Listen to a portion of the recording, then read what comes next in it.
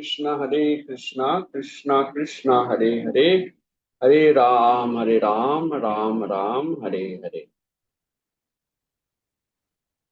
এখন আমি শ্রী শ্রী প্রেম বিবর্ত এই গ্রন্থ থেকে একটু আলোচনা করব। দুটো ফেজে আলোচনা হবে, মাঝখানে একটা কীর্তন থাকবে, তারপর আবার আমরা সেকেন্ড ফেজে ফিরে আসব। তো আগে গ্রন্থ এবং গ্রন্থকার এই দুইজন সম্পর্কে একটু সংক্ষিপ্ত আলোচনা করব, তারপরে আমরা বিষয়বস্তুতে প্রবেশ করব। চৈতন্য মহাপ্রভু যখন পৃথিবীতে অবতরণ করেন, আমরা প্রথমেই আমরা শরণাগতি কীর্তন শুনলাম। শ্রীকৃষ্ণ চৈতন্য প্রভু জীবে দয়া করি, সপার্ষদ স্বীয় ধাম সহ অবতরী। এর অর্থই হচ্ছে মহাপ্রভু যখন অবতরণ করেছিলেন, তিনি পুরো ধাম নিয়ে এসেছিলেন। শুধু তাই নয়, তিনি তার সমস্ত পার্ষদদেরকে সঙ্গে করে অবতরণ করেছিলেন। তো মহাপ্রভু ছিলেন অ্যাকচুয়ালি কৃষ্ণ, তাই তার পার্ষদ মানে বিভিন্ন গোপ, গোপী এবং দ্বারকার মহিষী। তো সেই দ্বারকার মহিষীদের মধ্যে অন্যতম ছিলেন সত্যভামা। সেই সত্যভামা চৈতন্য মহাপ্রভুর সঙ্গে যখন পুনরায় এলেন, তখন তার নাম হলো জগদানন্দ পণ্ডিত। এই জগদানন্দ পণ্ডিত চৈতন্য মহাপ্রভুর থেকে বয়সে সামান্য ছোট ছিলেন, যদিও তাঁরও আদি বাড়ি বাংলাদেশে, কিন্তু পরবর্তীকালে তার পরিবার নবদ্বীপে শিফট করেন। অতএব তার শৈশব চৈতন্য মহাপ্রভুর সঙ্গেই একসাথে কেটেছে। একসাথে তারা একই টোলে পড়াশোনা করতেন, খাওয়া দাওয়া প্রায় একসাথে হতো। কখনো জগদানন্দ পণ্ডিত খেতেন চৈতন্য মহাপ্রভুর বাড়িতে, কখনো চৈতন্য মহাপ্রভু খেতেন জগদানন্দ পণ্ডিতের বাড়িতে। এবং জগদানন্দ পণ্ডিতের আরেকটি বৈশিষ্ট্য ছিল, মহাপ্রভুর যদি সামান্যতম কষ্ট হয় বা মহাপ্রভু যদি সামান্যতম বৈরাগ্য প্রদর্শন করেন, বৈরাগ্য মানে তপস্যা, এই যে আজকে আমরা পাণ্ডবা নির্জলা একাদশী পালন করছি, তপস্যা, শারীরিক কষ্ট একটু হচ্ছে হয়তো, কিন্তু ভগবানকে খুশি করার জন্য বা শাস্ত্র মানার জন্য আমাদেরকে বিভিন্ন তপস্যা করতে হয়। চৈতন্য মহাপ্রভু যখন শাস্ত্র বিহিত কিছু তপস্যা করতেন বা কঠোর বৈরাগ্য পালন করতেন, তখন এই জগদানন্দ পণ্ডিত তা সহ্য করতে পারতেন না। মহাপ্রভুর প্রতি তার প্রেম এতই গাঢ় ছিল যে মহাপ্রভু স্বেচ্ছায় কিছু কঠোর বৈরাগ্য অনুশীলন করছেন, একেবারে স্বেচ্ছায়। সেটিও জগদানন্দ পণ্ডিতের একেবারে অপছন্দ, এবং তিনি সেটি নিয়ে রীতিমতন মহাপ্রভুর সঙ্গে কলহ করতেন। তারপরে কোনো কোনো সময় নিজেকে কষ্ট দিয়ে দরজা বন্ধ করে, যেমন গোসা ঘরে খিল দেয় না, আগেকার দিনে এরকম কথা ছিল যে বাড়ির বউয়েরা গোসা ঘরে গিয়ে খিল দিত, অর্থাৎ ঘরে গিয়ে দরজা বন্ধ করে দিত এবং খাওয়া দাওয়া বন্ধ করে দিনের পর দিন, একদিন দুদিন তারা থাকতো। জগদানন্দ পণ্ডিত এই কাজটি প্রায়শই করতেন। আসলে মহাপ্রভুর প্রতি তার প্রেম এটি অত্যন্ত গাঢ়, যেটা আমরা কল্পনাও করতে পারি না। তো সেই জগদানন্দ পণ্ডিত চৈতন্য মহাপ্রভুর সঙ্গে তার বিভিন্ন যে প্রতিক্রিয়া, বিভিন্ন ঘটনা, সেগুলি আমাদেরকে জানাবার জন্য নিজের হাতে কলম তুলে নিয়েছিলেন। ভাবুন, এটা আমাদের কাছে কত বড় সৌভাগ্যের। তার বিষয়ে পরবর্তীকালে অন্য অনেক বৈষ্ণব হয়তো লিখতেন, কিন্তু তাদের লেখা আর তার নিজের লেখা, মহাপ্রভুর সঙ্গে তার কি কথাবার্তা হয়েছিল, কোন ক্ষেত্রে তিনি কিভাবে রিয়াক্ট করেছিলেন, মহাপ্রভু কিভাবে তার রাগ ভাঙিয়েছিলেন, তিনি কিভাবে মহাপ্রভুর রাগ ভাঙিয়েছিলেন, এই যে দুইজনের বিভিন্ন রকম প্রতিক্রিয়া, বিভিন্ন লীলা, সেগুলি আর কেউ নয়, স্বয়ং জগদানন্দ পণ্ডিত। তিনি নিজের হাতে কলম তুলে নিয়ে আমাদেরকে জানিয়েছেন। অতএব ভক্তগণ বুঝতেই পাচ্ছেন, এর মধ্যে একটুও বিচ্যুতি নেই, একটুও ভ্রম নেই, ত্রুটি নেই, অতিশয়োক্তিও নেই। তাই তার লেখা এই শ্রী শ্রী প্রেম ও বিবর্ত, এটি অত্যন্ত মূল্যবান একটি দলিল চৈতন্য মহাপ্রভুর বিষয়ে। দেখুন, বাকি যেসব লেখা পাওয়া যায়, যেমন চৈতন্য চরিতামৃত, চৈতন্য ভাগবত, তাদের লেখকেরা কিন্তু সরাসরি মহাপ্রভুর সঙ্গে সেই লীলায় ছিলেন না। তারা অন্যদের বই পড়ে বা অন্যদের কাছ থেকে শ্রবণ করে লিখেছিলেন। কিন্তু বিশেষ করে স্বরূপ দামোদরের কর্চা এবং শ্রী শ্রী প্রেম বিবর্ত, এই গ্রন্থগুলি এমন, যা একেবারে নিজের চোখে যা দেখেছেন তাই লিখেছেন। শ্রী শ্রী প্রেম বিবর্ত, এই যে গ্রন্থের নামকরণ, এর অর্থ হচ্ছে প্রেমের বিবর্তন। প্রেম অনেক সময় এতটাই আবেগে পরিণত হয়, প্রেমের জন্য প্রেমিক অনেক সময় এতটাই প্রতিক্রিয়া দেখান যে কারো কারো কাছে সেটা কলহ বলে মনে হতে পারে, কিন্তু বাস্তবে তা নয়। যাই হোক, ভূমিকাটাই অনেক বড় হয়ে গেল, কারণ এই গ্রন্থ সম্পর্কে একটু বলতে চেয়েছিলাম। আমি আর ভূমিকা দীর্ঘান্বিত করছি না।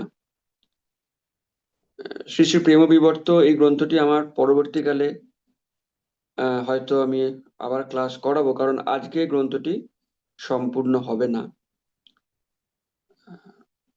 যেটুকুনি হয় আজকে আমরা আলোচনা করব, তারপরে আবার দেখা যাবে কবে কি সময় সুযোগ হয়। তো আমরা প্রথম অধ্যায়টিকে স্কিপ করে যাচ্ছি, কেমন? প্রথম অধ্যায়টি একটু জটিল, আজকের যে আবহাওয়া, হ্যাঁ, তার পক্ষে মনে হয় একটু বেশি জটিল হয়ে যাবে। সেই কারণে আমরা প্রথম অধ্যায়ে যাচ্ছি না, আমরা দ্বিতীয় অধ্যায় থেকে আমাদের শ্রবণ শুরু করছি। তো আমি পড়ছি এবং তার সঙ্গে সঙ্গে একটু করে যেখানে যেখানে প্রয়োজন একটু করে ব্যাখ্যা করব। চৈতন্যের রূপগুণ সদা পড়ে মনে, পরানো কাঁদায় দেহ, ফাঁপায় সঘনে, কাঁদিয়া কাঁদিয়া মনে হইল উদয়, লেখনী ধরিয়া লিখি ছাড়িলা যে ভয়, নামেতে পণ্ডিত মাত্র ঘটে কিছু নাই, চৈতন্যের লীলা তবু লিখিবারে চাই। কি চমৎকার লেখনী, বুঝতে পারছেন?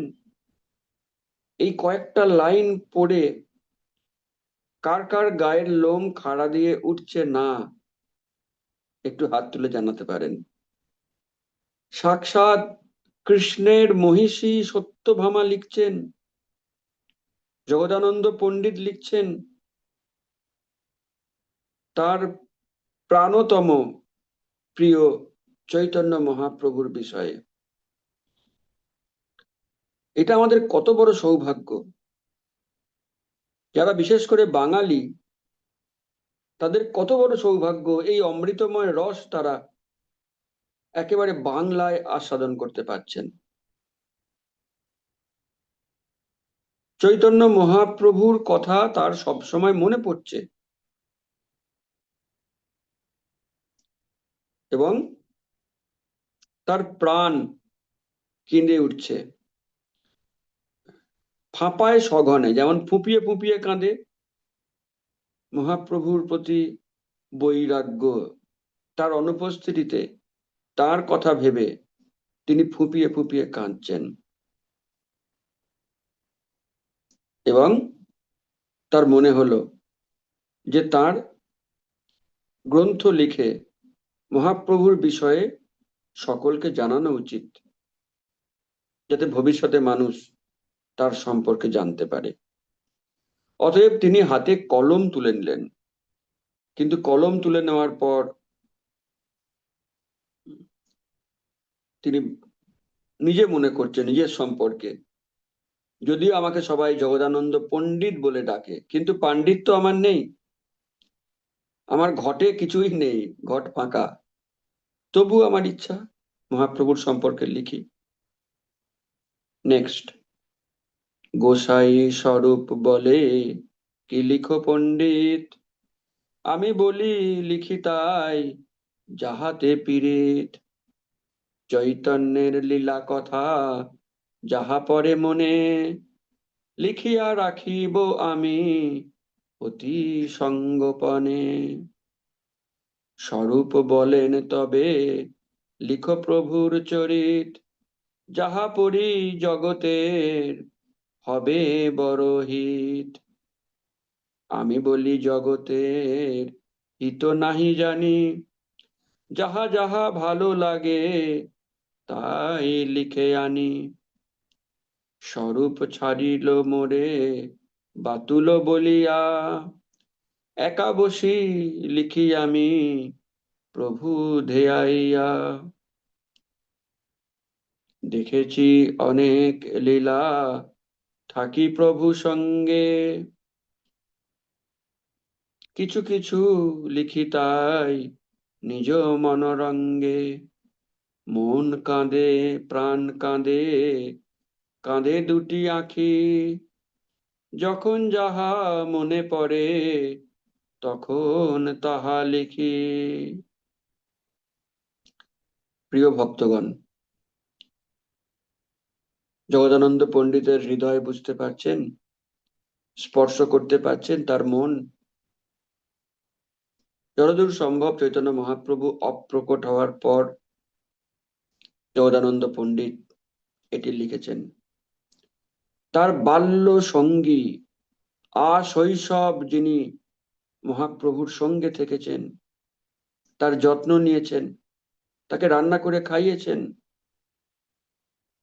একটা মুহূর্তও যিনি গৌরাঙ্গ ছাড়া ভাবতেন না, থাকতেন না, সেই জগদানন্দ পণ্ডিতকে আজকে চৈতন্য মহাপ্রভু থেকে সম্পূর্ণ একা থাকতে হচ্ছে, কেবল তার স্মৃতিটুকু সঙ্গে নিয়ে। তাই তিনি যখন লেখা শুরু করলেন, তখন স্বরূপ দামোদর গোস্বামী বললেন, তুমি কি লিখছো? তুমি বরং প্রভুর চরিত্র লেখো, যা শুনলেই জগতের হিত হবে। অতএব ভক্তগণ, আজকে আমরা শুনছি, তাই আমাদের যে এতে মঙ্গল হবেই, এতে আর সন্দেহের কি আছে? নিশ্চিত ভাবে হবে।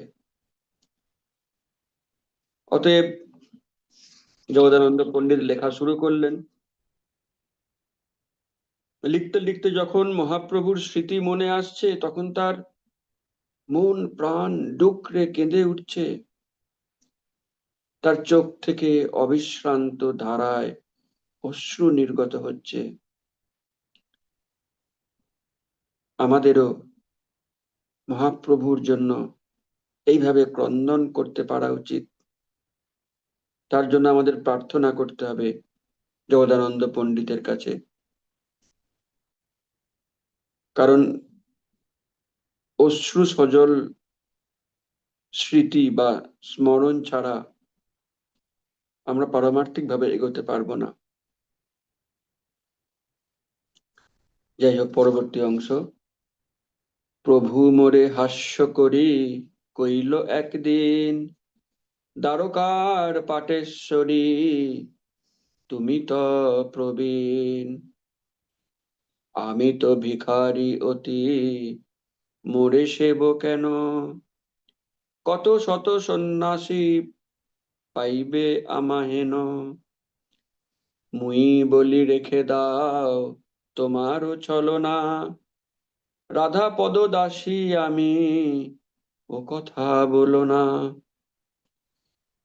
আমার রাধার বর্ণ করিয়াছ চুরি, ব্রজে লয়ে যাব আমি তোমায় চোর ধরি। আমি চাই রাধা পদ, তুমি ফেলো ঠেলি, দ্বারকা পাঠাও মোরে, এই তোমার কেলি। তোমার সন্ন্যাসী গিরি আমি ভালো জানি, মোরে বঞ্চিয়া রাধা সেবিবে আপনি। দেখুন, যেমন দুইজনে মিলে খুনসুটি করে, দুজনে মিলে কলহ করে, বা যেমন স্বামী স্ত্রীর মধ্যে অনেক সময় এরকম রসিকতা হয়, কলহ হয়, ঠিক সেরকমই।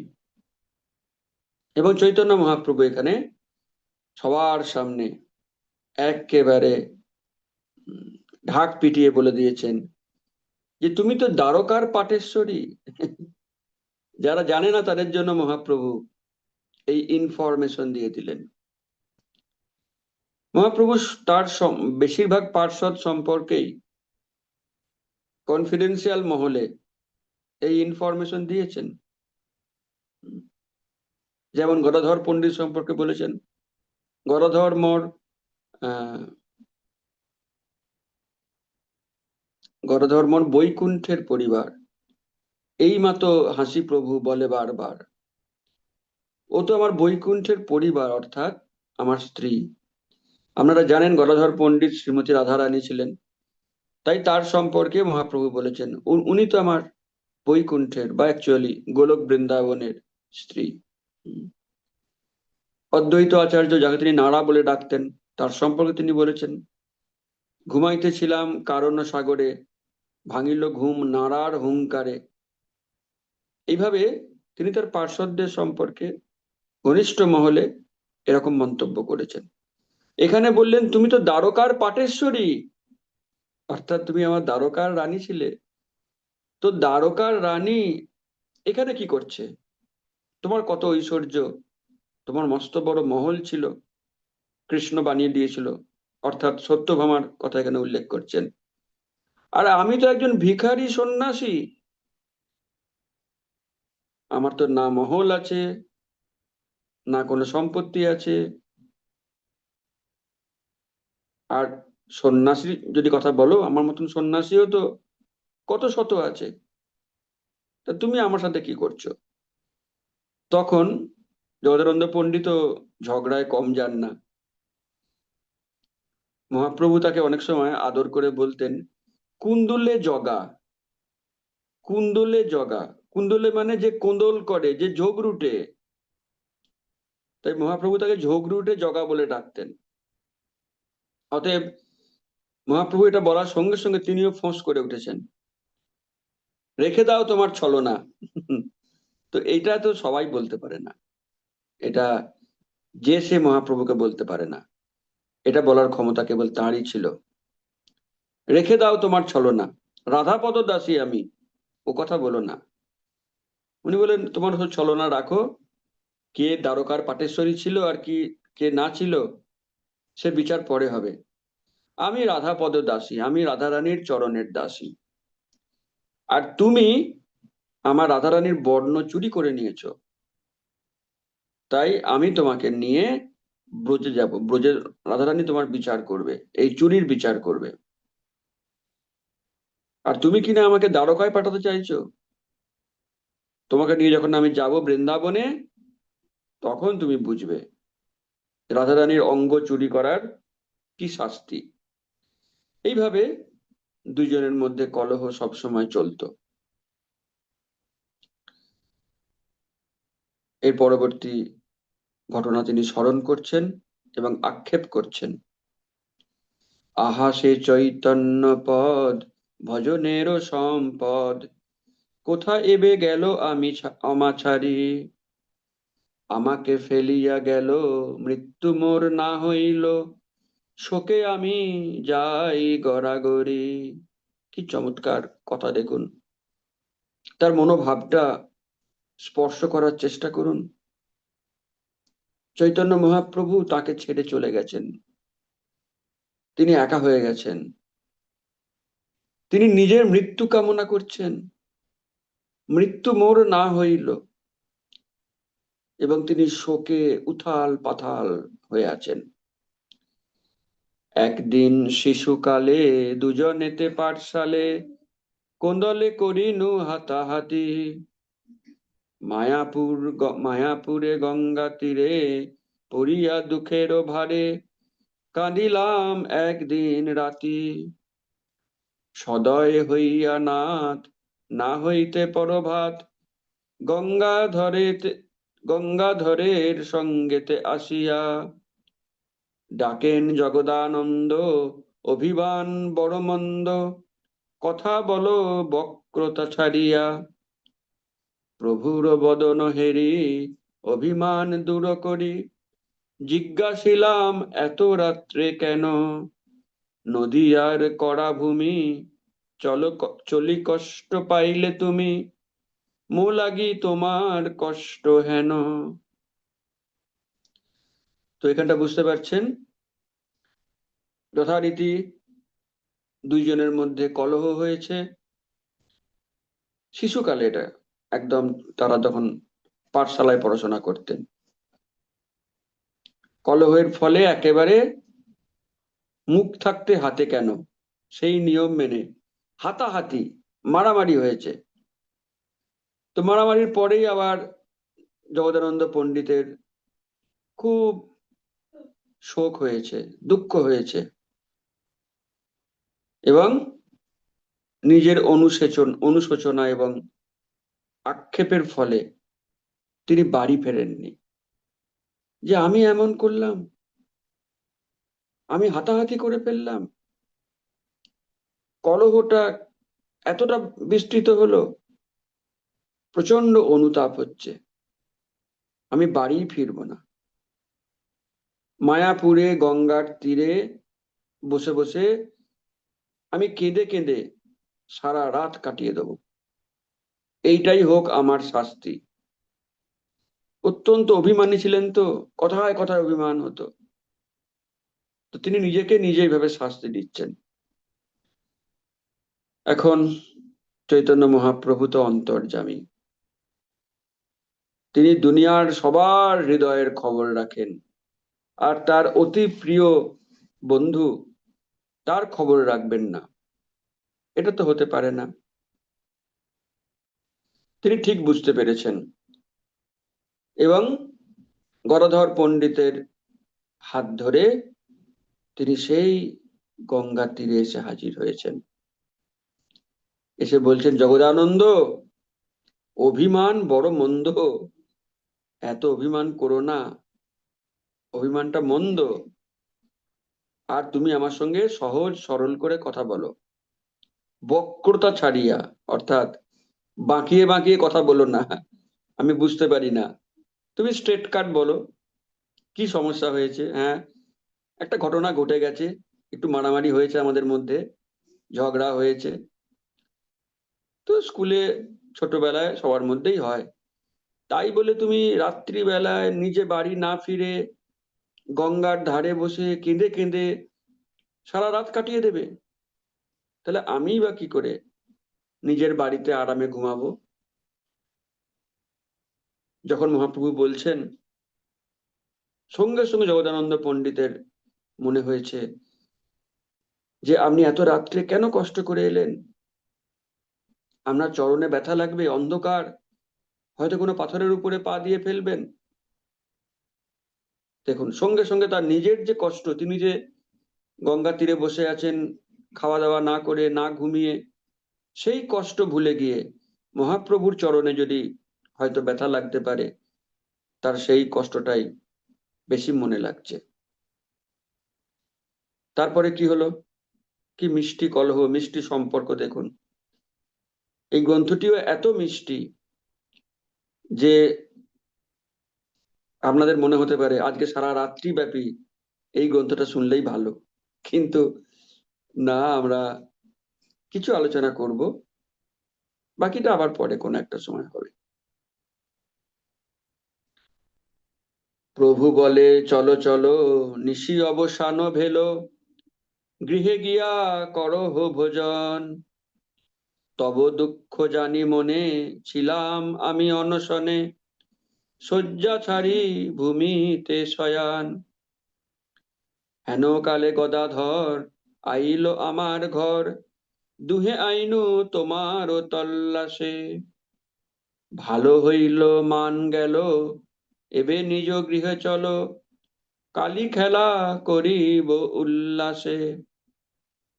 গদাই চরণ ধরি উঠিলাম ধীরে ধীরে, প্রভু আজ্ঞা ঠেলিতে না পারি।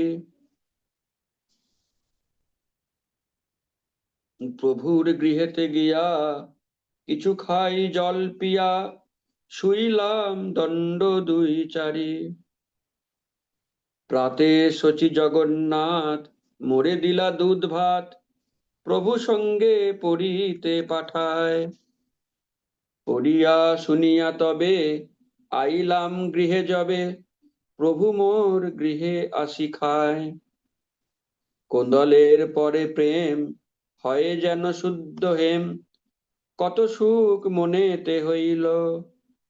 প্রভু বলে এই লাগি তুমি রাগো আমি রাগি, পরস্পর প্রেম বৃদ্ধি ভেল। তো এখানে আমরা কি শ্রবণ করলাম না, মহাপ্রভু বলছেন তার বন্ধুকে যে তুমি যেমন এখানে শুয়ে রয়েছো, আমারও তো একই অবস্থা। তোমার সঙ্গে যখন হাতাহাতি করলাম, মারামারি করলাম, বাড়ি ফিরে আমার একদম মন ঠিক ছিল না। আমিও কিছু খাওয়া দাওয়া করিনি, তুমি না খেয়ে রয়েছো, তো আমি কেমন করে খেতে পারি বলো? আমি অনশনে ছিলাম, আর তুমি গঙ্গার তীরে এখানে শুয়ে রয়েছো, আমিও বাড়িতে আমার বিছানা ছেড়ে মাটিতে শুয়েছিলাম। এমন সময় আমার আরেক সঙ্গী গদাধর এলো। দেখুন, যদি কৃষ্ণ লীলার কথা চিন্তা করি, গদাধর রাধারানী আর জগদানন্দ পণ্ডিত হচ্ছে সত্যভামা। তখন তো দুজনকার মিলন ছিল না, একজন দ্বারকায় একজন বৃন্দাবনে। কিন্তু চৈতন্য মহাপ্রভু কলিকালে যখন এলেন, দুইজনকে একসঙ্গে নিয়ে এলেন। অতএব গদাধর পণ্ডিত তিনি এলেন মহাপ্রভুর কাছে এবং এসে বললেন যে আমি ঠিক বুঝতে পেরেছিলাম, তোমরা যা করলে টোলেতে গিয়ে, সামান্য একটা কলহ, সেখান থেকে হাতাহাতি মারামারি, এবং এখন দুজনাই কষ্ট পাচ্ছ। আর আমি বাড়ি ফিরেও আমার মন যেন বারবার বলছিল যে তোমরা দুজনাই হয়তো না খেয়ে রয়েছো, হয়তো মাটিতে গড়াগড়ি যাচ্ছ, কান্নাকাটি করছো। তাই আমিও আমার বাড়িতে থাকতে পারলাম না, আমি চলে এলাম ছুটে তোমার কাছে। চলো, তোমাকে আর অনশন করতে হবে না, মাটিতে শুয়ে আর কাঁদতে হবে না, আমার সঙ্গে চলো তো, খুঁজে বার করি তোমার আর এক বন্ধুকে, সে কোথায় পড়ে রয়েছে। এই বলে গদাধর পণ্ডিত তাকে নিয়ে এলেন এই গঙ্গার তীরে। মহাপ্রভুকে দেখে তো তার অভিমান কেটে গেল, তিনি মহাপ্রভুর সঙ্গে তার বাড়িতে এলেন। বাড়িতে এসে কিছু প্রসাদ গ্রহণ করলেন, জল খেলেন, তারপরে দুই চার দণ্ড ঘুমোলেন। হুম।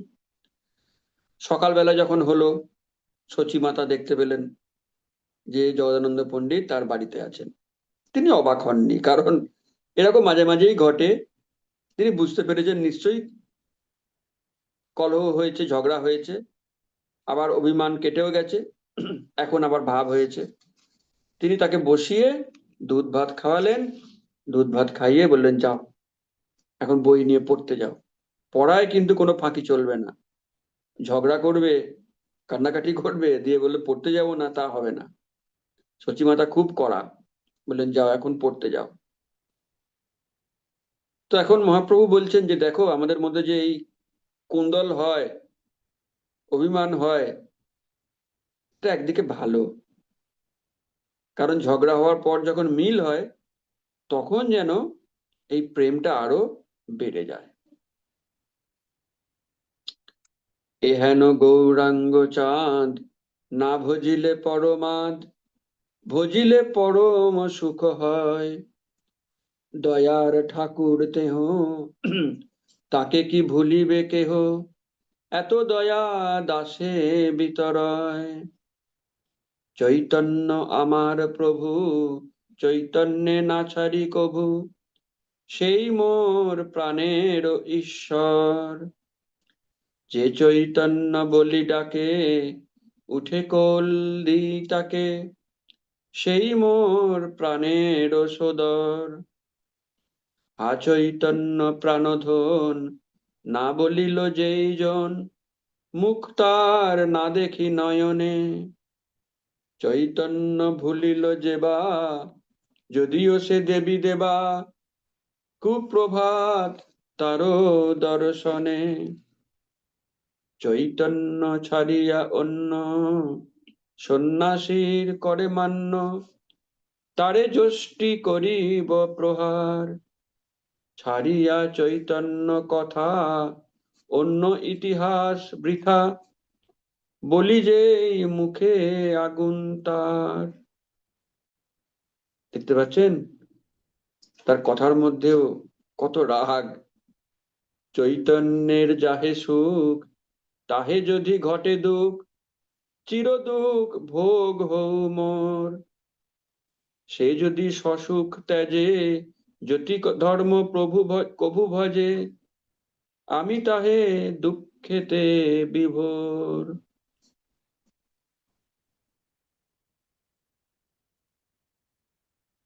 তাহলে এইটুকুনি আমরা কি শ্রবণ করলাম, যে এই যে চৈতন্য মহাপ্রভু গৌরাঙ্গ চন্দ্র, যাকে ভজিলেও প্রমাদ হয়, না ভজিলে প্রমাদ হয়, আর ভজিলে পরম সুখ হয়, তিনি আমার প্রাণের ঈশ্বর। তাকে ছাড়া আমি থাকতে পারি না। আর যেই চৈতন্য বলে একবার ডাকে, তাকে আমি আমার কোল দিই, তিনি আমার প্রাণের বন্ধু হয়ে যান। আর যে চৈতন্য বলে ডাকে না, তার মুখ দর্শন আমি করি না। যদি কেউ চৈতন্য মহাপ্রভুকে ভুলে যায়, সে দেবদেবী হোক আর যেই হোক, তাকে দর্শন করলে গুড মর্নিং হয় না, ব্যাড মর্নিং হয়ে যায়, অর্থাৎ সুপ্রভাতের জায়গায় কুপ্রভাত হয়ে যায়। আর যদি কেউ চৈতন্য ছাড়িয়া অন্য কোনো সন্ন্যাসীকেও পুজো করে, তার যেন মুখে আগুন হয়। এখন ভক্তগণ, মুখে আগুন কখন হয় বুঝতে পারছেন? বল হরি হরি বলের পর মুখে আগুন হয়।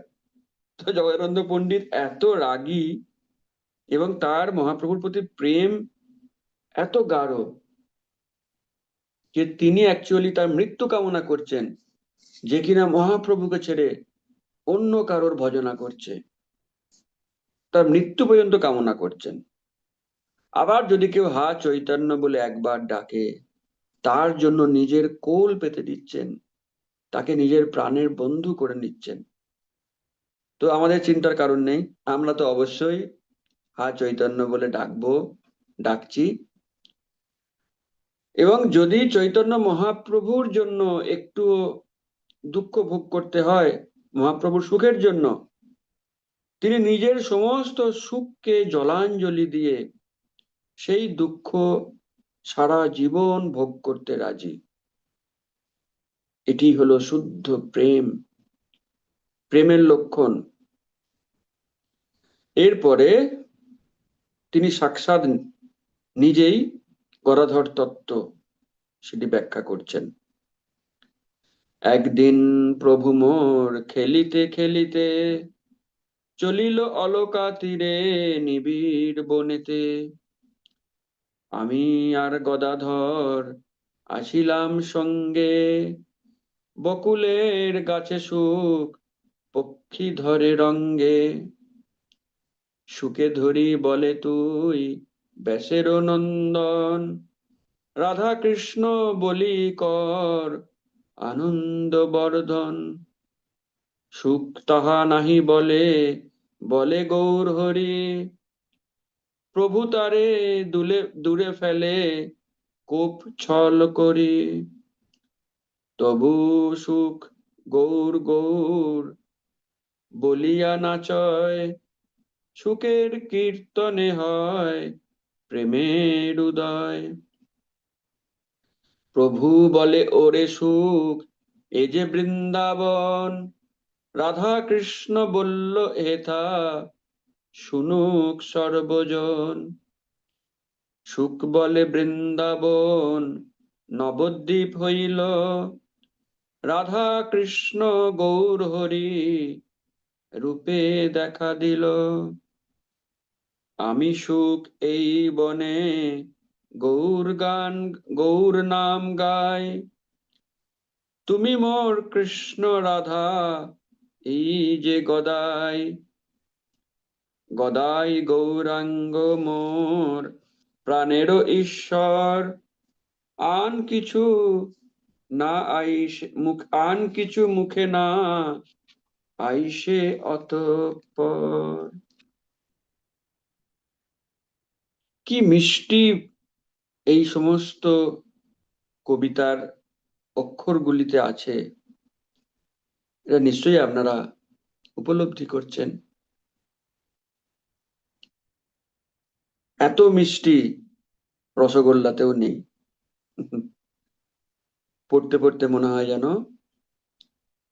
পড়তেই থাকি। এত চমৎকার তার লেখনী এবং তার সঙ্গে ফিলোসফি। এমন নয় যে কেবল আবেগে ভরে লিখছেন, একদম শাস্ত্র প্রমাণ ভিত্তিক তিনি ফিলোসফি লিখছেন। তো যারা যারা নবদ্বীপ ধাম পরিক্রমা করেছেন তারা এই কাহিনীটা জানেন।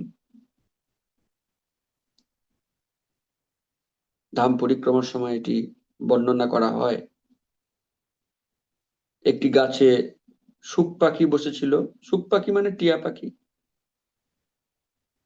আর শুক পাখি, ভাগবতমের যে শুক পাখি, সুখদেব গোস্বামী, তিনি ছিলেন ব্যাসের নন্দন, ব্যাসদেবের পুত্র, যিনি ভাগবত ব্যাখ্যা করেছেন। তো মহাপ্রভু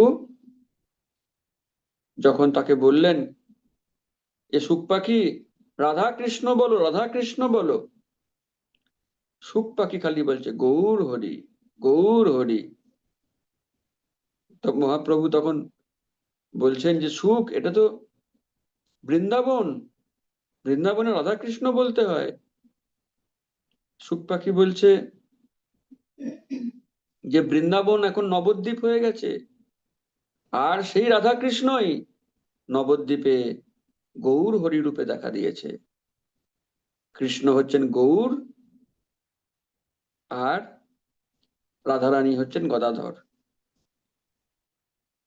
তো সেই কারণে তিনি বলছেন, শুক পাখিটি বলছেন, গদাই গৌরাঙ্গ মোর প্রাণেরও ঈশ্বর, আন কিছু মুখে না আইসে অতঃপর। গৌর গদাধর সামনে দাঁড়িয়ে রয়েছে, আমি তাদের নাম কীর্তন করছি, আর কোনো নাম আমার মুখে আসে না। মহাপ্রভু কিন্তু রেগে গেছেন। প্রভু বলে, আমি রাধা কৃষ্ণ উপাসক, অন্য নাম শুনিলে আমার হয় শোক। এই বলি গদায়ের হাতটি ধরিয়া মায়াপুরে ফিরে আইল সুখে রে ছাড়িয়া। সুখ বলে, গাও তুমি যাহা লাগে ভাল, আমার ভজন আমি করি চিরকাল। মধুর চৈতন্য লীলা জাগে যার মনে, মোর দণ্ডবত ভাই তাহারও চরণে।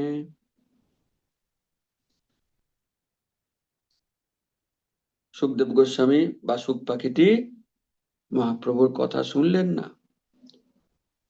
তিনি গৌরাঙ্গ গৌরাঙ্গ গৌর গৌর এই বলতে থাকলেন। মহাপ্রভু রাগ করে সেই জায়গাটি ত্যাগ করে চলে এলেন। গদাই গৌরাঙ্গে মুই রাধা শ্যাম জানি, 16 ক্রোশ নবদ্বীপে বৃন্দাবন মানি। যশোদানন্দনে আর সচির নন্দনে, যে জন পৃথক দেখে সে না মরে কেনে। দেখুন কিরকম রাগ, যে কিনা যশোদা পুত্র কৃষ্ণ আর শচীনন্দন মহাপ্রভুকে আলাদা করে দেখে, তার মৃত্যু হয় না কেন, সে না মরে কেনে। কথায় কথায় দেখুন এত রাগ, তাকে মেরেই ফেলবে।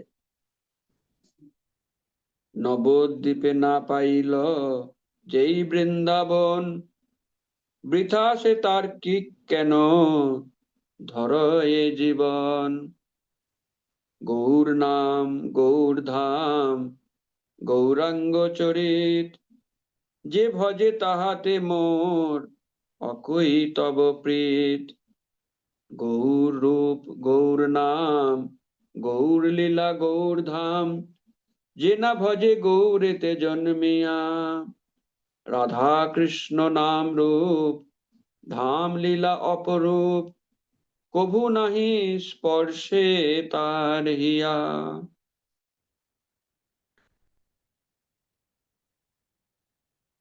জগদানন্দ পণ্ডিত ছিলেন শুরু থেকে শেষ পর্যন্ত গৌর ভক্ত। গৌরাঙ্গের নাম গৌরাঙ্গের ধাম গৌরাঙ্গের লীলা গৌরাঙ্গের পরিকর, এই সব কিছুর প্রতি তার দুর্নিবার আকর্ষণ। একদিকে গৌরাঙ্গের নাম না নিলে তিনি সঙ্গে সঙ্গে ক্রুদ্ধ হয়ে যাচ্ছেন, অপরদিকে গৌরাঙ্গের নাম নিলে তিনি সঙ্গে সঙ্গে দুহাত বাড়িয়ে আশীর্বাদ করছেন। তাই আজকে যে আমরা পাণ্ডবা নির্জলা একাদশী রাত্রে গৌর কথা শুনছি তার লেখনীতে, তো আমরা আশা করতে পারি যে তিনি সেই বৃন্দাবন থেকে আমাদের সকলকে আশীর্বাদ করবেন। তার চরণে আমরা সেই প্রার্থনা জানাই এবং তার কৃপায় যেন আমরা গৌরাঙ্গ চরিত খুব ভালো করে উপলব্ধি করতে পারি, তার প্রতি প্রেম অনুভব করতে পারি, সেই প্রার্থনা আজকে আমরা জানাই। তো এরপরে আমরা পরের পর কিছু ছোট ছোট চ্যাপ্টার পড়বো, যেগুলি অল্প অল্প কয়েকটা লাইন। আসলে তিনি তো কোনো পেশাদার লেখক নন, তিনি যখন যা মনে এসছে মহাপ্রভু বিভিন্ন লীলা তার স্মৃতি, যখন যেটি মনে এসছে তিনি অল্প করে করে লিখেছেন। এইভাবেই তার গ্রন্থটি নির্মিত হয়েছে। অতএব কোনো প্রফেশনাল বা যেমন কবিরাজ গোস্বামী, তিনি কবিরাজ, তিনি এটাতে অত্যন্ত পারদর্শী, বা তিনি জানেন কিভাবে সিস্টেমেটিক্যালি একটা পুরো গ্রন্থ লিখতে হয়। তো এই গ্রন্থটি সেই উদ্দেশ্যে লেখা নয়, নিজের প্রচন্ড মনোবেদনা মনোকষ্ট সেগুলি লাঘব করার জন্য যখন যেটা মনে এসছে তিনি লিখেছেন, এবং আজকে আমরা সেই কারণে সেগুলি স্মরণ করার সুযোগ পাচ্ছি। তৃতীয় অধ্যায়, প্রথম প্রণাম। তিনি রাধারানীর চরণে প্রণাম জানাচ্ছেন। যার অংশে সত্যভামা দ্বারকায় ধাম, সে রাধা চরণে মোর অসংখ্য প্রণাম। শ্রীনন্দনন্দন এবে শ্রীকৃষ্ণ চৈতন্য, গদাধর সঙ্গে আনি নদিয়া কইল ধন্য। মাতাজি স্ক্রিন শেয়ার করার চেষ্টা করুন। গঙ্গাধরে লইয়া শ্রী পুরুষোত্তম এই গদাধরে লইয়া শ্রী পুরুষোত্তম আইল, গদাই গৌরাঙ্গ রূপে গুরু লীলা কইল। টোটা গোপীনাথ সেবা গদাধর দিল, মোড়ে দিল গিরি, আচ্ছা মোড়ে দিল গিরিধারী সেবা সিন্ধু তটে, গৌরী ও ভক্ত সব আমার নিকটে। দামোদর স্বরূপ আমার প্রাণেরও সমান, শ্রীকৃষ্ণ চৈতন্য যার দেহ মন প্রাণ। নমি প্রাণ গৌর পদে সাষ্টাঙ্গে পড়িয়া, এ প্রেম বিবর্ত লিখি ভক্ত আজ্ঞা পাইয়া। তো এখানে তিনি প্রণাম জানাচ্ছেন শ্রীমতী রাধারানীর চরণে, এবং দেখুন নিজেই নিজের পূর্ব পরিচয় এখানে প্রকাশ করে দিচ্ছেন। রাধারানীর অংশেই সত্যভামা দ্বারকার রানী ছিলেন। দ্বারকার মহিষীরা তারা তো রাধারানীরই অংশ, গোপীরাও যেমন তার অংশ, মহিষীরাও তেমনি তারই অংশ। এবং তিনি এখানে পরিষ্কারভাবে বলছেন যে গদাধর পণ্ডিতকে মহাপ্রভু পুরী ধামে নিয়ে গিয়েছিলেন, এবং সেখানে নিয়ে গিয়ে টোটা গোপীনাথের সেবার ভার তার উপরে ন্যস্ত করেছিলেন। আর জগদানন্দ পণ্ডিত তিনিও পুরী ধামে গিয়েছিলেন, তিনি গিরিধারী সেবা করতেন সিন্ধু তীরে, সমুদ্র তটে। তো জগন্নাথ পুরীতে একদিকে আছে নবদ্বীপ ধাম, অভিন্ন নবদ্বীপ, একদিকে আছে অভিন্ন দ্বারকা, একদিকে অভিন্ন বৃন্দাবন। আপনি যদি ইস্কন মন্দির থেকে, ইস্কন মন্দিরের ঠিক পাশের রাস্তাটা ধরে আস্তে আস্তে জগন্নাথ পুরী মন্দিরের দিকে এগোন, তাহলে সেই রাস্তার উপরেই মহাপ্রভুর সমস্ত পার্ষদদের শ্রীপাঠ পাবেন। স্বরূপ দামোদরের শ্রীপাঠ, জগদানন্দ পণ্ডিতের শ্রীপাঠ, রঘুনাথ দাস গোস্বামীর শ্রীপাঠ। কারণ মহাপ্রভু যখন গম্ভীরায় থাকতেন, এই রাস্তার দুপাশেই বিভিন্ন কুটিরে তার সমস্ত ভক্তবৃন্দ থাকতেন। তাই এই অঞ্চলটিকে বলা হয় এখনো অভিন্ন নবদ্বীপ। পুরীর মধ্যে এটি এক খণ্ড নবদ্বীপ, আর পুরী মন্দিরটা হচ্ছে অভিন্ন দ্বারকা, যেখানে জগন্নাথ দেবের ঐশ্বর্যের রূপ রয়েছে। আর মাসির বাড়ি সেটি হচ্ছে অভিন্ন বৃন্দাবন। এইভাবে পুরীর মধ্যেই সব তীর্থ রয়েছে। তো এখানে আমরা আরেকবার তার কনফার্মেশন পেলাম। এরপরে আমরা চতুর্থ অধ্যায় শ্রবণ করব। ভাই রে ভজ মোর প্রাণের গৌরাঙ্গ, গৌর বিনা বৃথা সব জীবনের রঙ্গ। নবদ্বীপ মায়াপুরে সচির অঙ্গনে, গৌর নাচে নিত্য নিতাই অদ্বৈতের সনে। শ্রীবাস অঙ্গনে নাচে গায়ে রস ভরে, যে দেখিল একবার আর না পসরে। আমার হৃদয়ে নাট অঙ্কিত হইয়া, নিরন্তর আছে মোর প্রাণ কান্দাইয়া। জগন্নাথ মন্দিরেতে নিত্য দেখি যবে, অনন্তের ভাবের ঢেউ মনে উঠে তবে। আর কি দেখিব প্রভুর জাহ্নবী পুলিনে, সুনিত্য কীর্তন লীলা এছাড়ো জীবনে। মহাপ্রভুর নৃত্য এবং নিত্যানন্দ প্রভুর নৃত্য, এটি তো এক ঐতিহাসিক জগৎ বিখ্যাত বিষয়। তো সেই গৌরনিতায়ের নৃত্য এবং শ্রীবাস অঙ্গনে নৈশ সংকীর্তন, এগুলি জগদানন্দ পণ্ডিত প্রত্যক্ষ করেছেন। প্রতিটা রাত নিজের চোখে তিনি সেই অপার্থিব দিব্য নৃত্য এবং সংকীর্তন প্রত্যক্ষ করেছেন। আজকে তার প্রাণ কাঁদছে, কারণ সেই সংকীর্তন তিনি আর পারছেন না, সেই মহাপ্রভু আর প্রকট নেই। তাই তিনি আক্ষেপ করছেন, এমন দিন কি আর আসবে যখন জাহ্নবী পুলিনে অর্থাৎ গঙ্গা তীরে সেই নৃত্য আবার দেখা যাবে।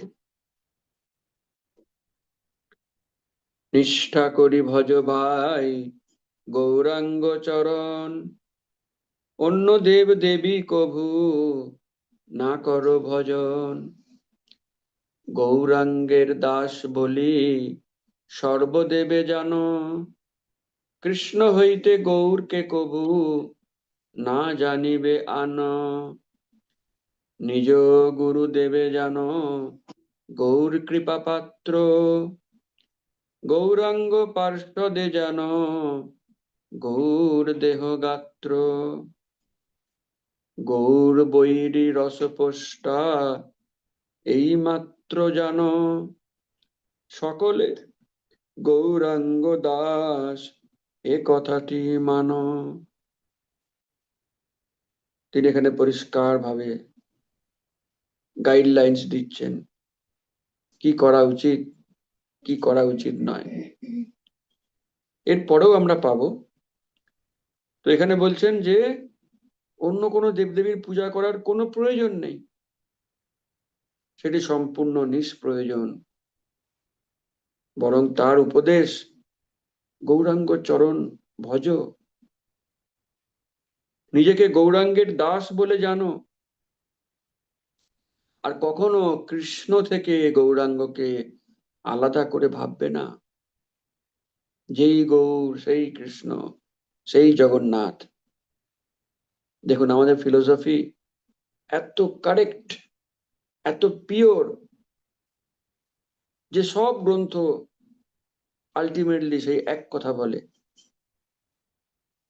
এর থেকে এগুলোর শুদ্ধতা এবং সঠিকতা নিশ্চিতভাবে প্রমাণিত হয়। নিজ গুরুদেবে জানো গৌর কৃপা পাত্র, গুরুদেবকে গৌর কৃপার পাত্র বলে জানতে বলছেন। তার মানে যদি আমরা একটু ঘুরিয়ে নিই, তাহলে কি বুঝতে পারছি যে যিনি যিনি গৌর কৃপার পাত্র তিনি গুরুদেব হওয়ার যোগ্য। কালী ভক্ত তিনি হয়ে গেলেন গুরুদেব, শিব ভক্ত হয়ে গেলেন গুরুদেব, সেটি জগদানন্দ পণ্ডিত স্বীকার করছেন না। গুরুদেব তাকেই গ্রহণ করতে হবে যিনি গৌর ভক্ত। তিনি এইভাবে পরিষ্কার দিক নির্দেশনা দিচ্ছেন ভবিষ্যতের ভক্তদের জন্য।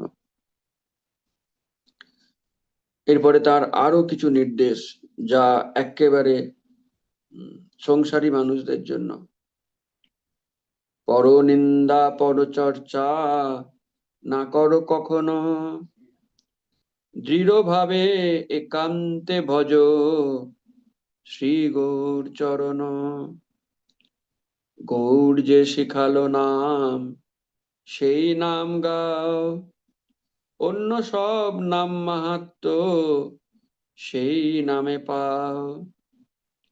গৌর বিনা গুরু নাই এ ভব সংসারে, সরল গৌরাঙ্গ ভক্তি শিখাও সবারে।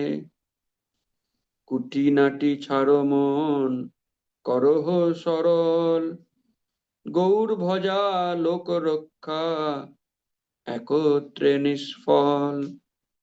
হয় গোরা ভজ নয় লোক ভজ ভাই, এক পাত্রে দুই কভু না রহে এক ঠাঁই।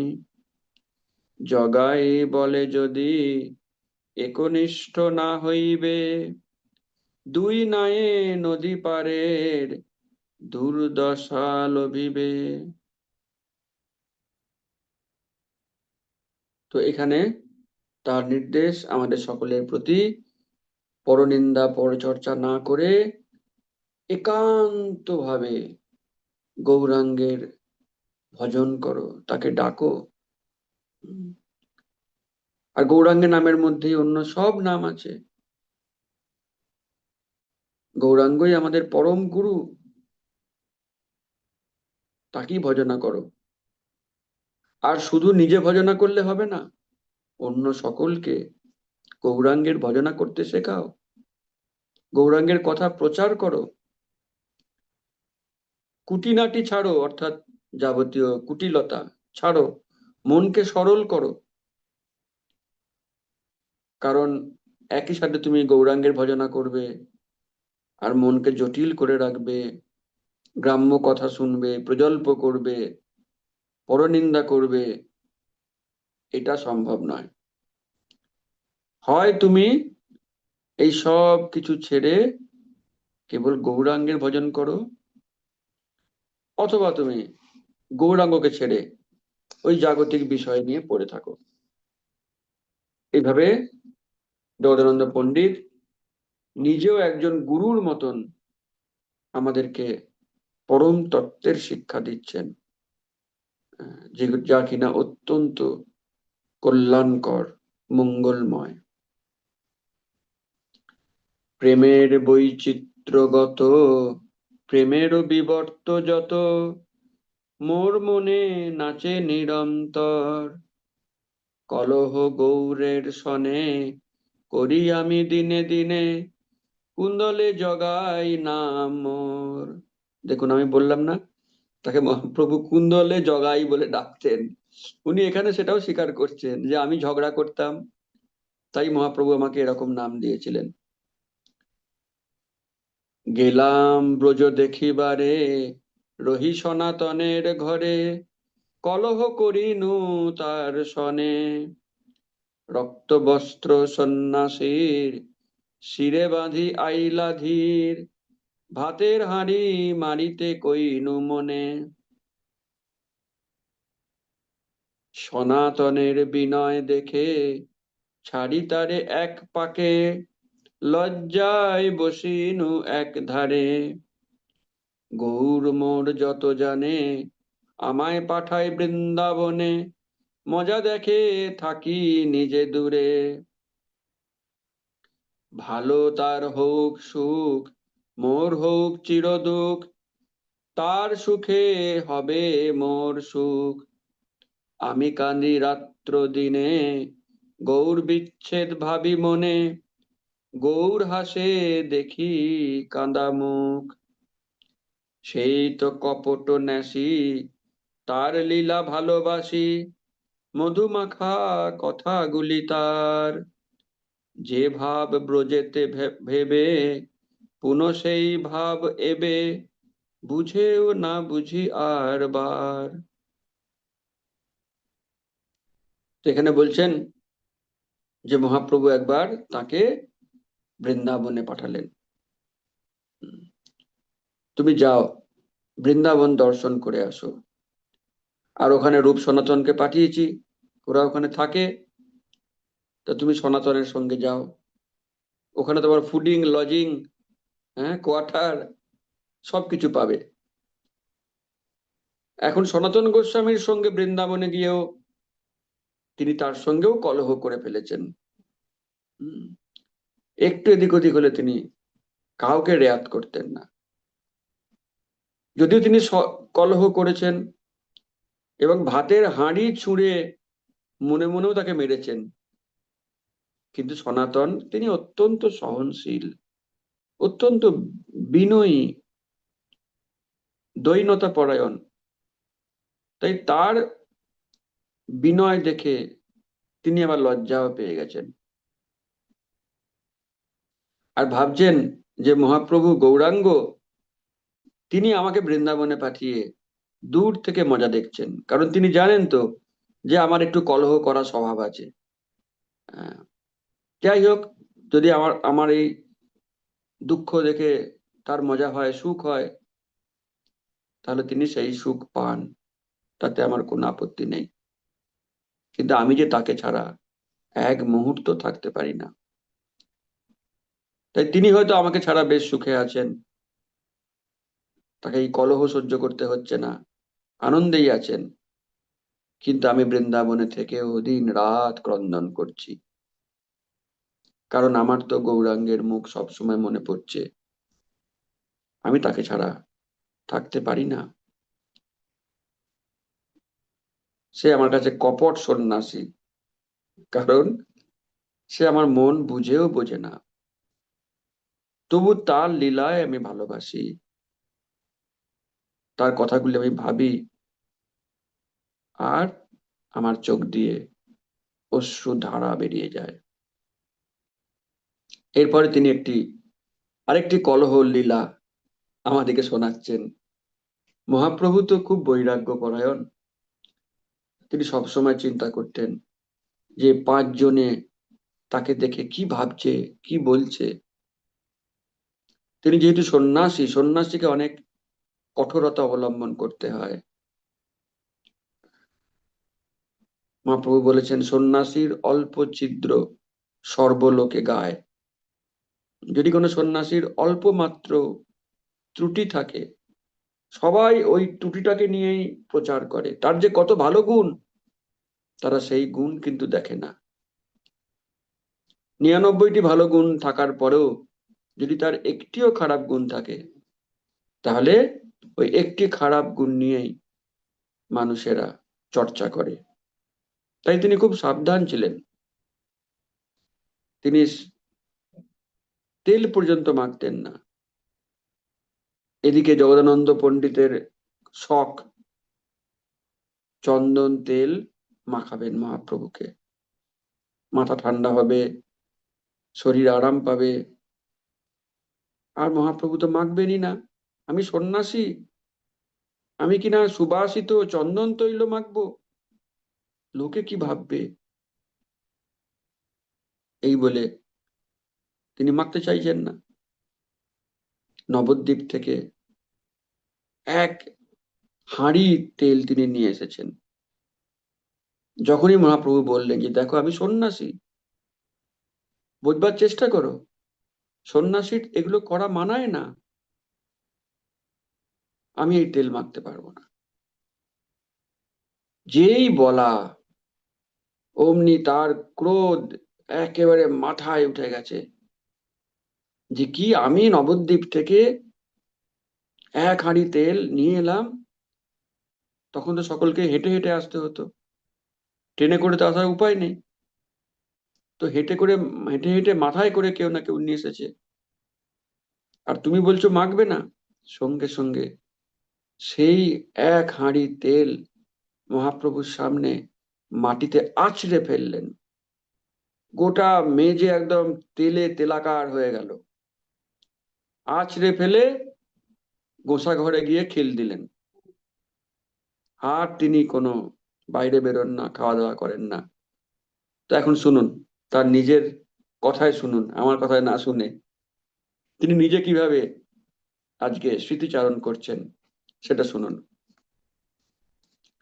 চন্দনাদি তৈল আনি, বাঁকা বাঁকা কথা শুনি, তৈল ভাণ্ড ভাঙিলাম বলে, মান করি নিজাসনে, শুইয়া রইনু অনশনে, সে মান ভাঙিল নানা ছলে, আমারে করায় পাক, অন্ন ব্যঞ্জন আবনা শাক, বলে ক্রোধের পাক বড় মিষ্ট, বাড়ায় আমার রোষ, তাতে তার সন্তোষ, তার প্রসন্নতা মোর ইষ্ট।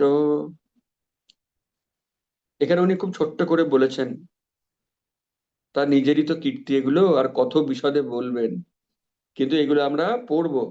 কবিরাজ গোস্বামী এটাকে বিশদে বলেছেন, সেখানে আমরা পড়বো। তিনি যখন ঘরে খিল দিলেন, আমি একটুখানি বিশদেই বলি। তিনি যখন ঘরে খিল দিলেন, কারোর সঙ্গে দেখা করছেন না, দরজা খুলছেন না, খাওয়া দাওয়া বন্ধ, একদিন, দুদিন, 3 দিন হয়ে গেল। কত বড় অভিমান! 3 দিন 72 ঘন্টা দরজা বন্ধ করে পড়ে রয়েছেন, ক্রমাগত কান্নাকাটি করছেন, কারোর কোনো অনুরোধেই তিনি দরজা খুলতে রাজি নন। এখন এই রকম মান করে একজন শুয়ে রয়েছে খাওয়া দাওয়া বন্ধ করে, তাহলে অন্যরাই বা কিভাবে আনন্দের সঙ্গে প্রসাদ ভোজন করে? চৈতন্য মহাপ্রভুই বা কিভাবে প্রসাদ গ্রহণ করবেন, তাই না? এটা খুবই স্বাভাবিক বিষয়। তো যখন 3 দিন হয়ে গেল তিনি ঘর খুলছেন না, তখন মহাপ্রভু ভাবলেন যে না, এর একটা বিহিত আজকে করতেই হবে। তিনি নিজে এসে বলছেন, জগদানন্দ আর কত রাগ করে থাকবে? এখন মহাপ্রভু তো খুব বুদ্ধিমান, তিনি জানেন কোন অস্ত্রে তার মান ভাঙতে হয়। যদি বলে জগদানন্দ তুমি একটু প্রসাদ গ্রহণ করো, সে দরজা মোটে খুলবে না, এত রাগ। কিন্তু যদি বলেন জগদানন্দ আমার খুব খিদে পেয়েছে, তুমি কি আমাকে একটু রান্না করে দেবে না, তোমার রান্না কতকাল খাইনি, তাহলে সে আর এক মুহূর্ত রাগ করে থাকতে পারবে না। তার স্ত্রী তো সত্যভামা, তার নেচারটা মহাপ্রভু খুব ভালো বোঝেন। অতএব মহাপ্রভু এখন তার কাছে এসে বলছেন যে তুমি একটু আমার জন্য রান্না করে দেবে, আমার খুব ক্ষুধা পেয়েছে। ব্যাস, কোথায় অভিমান, কোথায় ক্রোধ! চোখ মুছে, গাল মুছে, চোখের জলের সব দাগ মুছে তিনি সঙ্গে সঙ্গে দরজা খুলে হেঁসেল ঘরে চলে গেলেন রান্না করতে। আর মহাপ্রভু পিছন থেকে ফুট কাটছেন, ফুট কেটে বলছেন যে এই ক্রোধের পাকটা বড় মিষ্টি, তুমি যে এই ক্রোধের সঙ্গে রান্না করছো, আহা, এ রান্না খুব মিষ্টি হবে।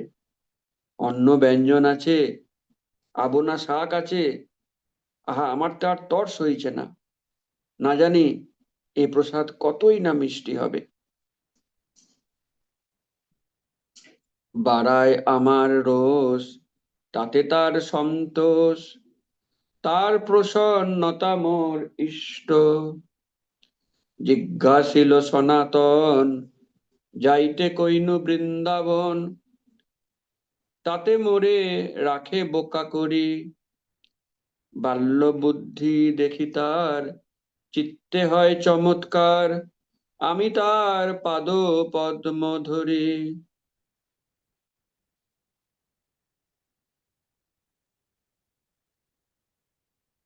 এখানে বলছেন যে আমার রাগ বাড়িয়ে সে খুব আনন্দ পায়, আর এমন এমন কথা বলে আমার রাগ আরো বেড়ে যায়। যাই হোক, আমার রাগ বাড়ুক, তাতে যদি মহাপ্রভুর সন্তুষ্টি হয় তাহলে আমি সেটাই মেনে নেব। আর যখন সনাতন আমাকে জিজ্ঞাসা করলো যে বৃন্দাবন যাব কিনা, তখন আমিও সাই দিয়ে দিলাম, কারণ গৌরাঙ্গ মহাপ্রভু তো সেটাই চেয়েছিলেন।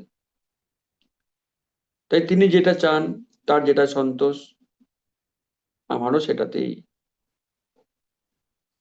সন্তুষ্টতা।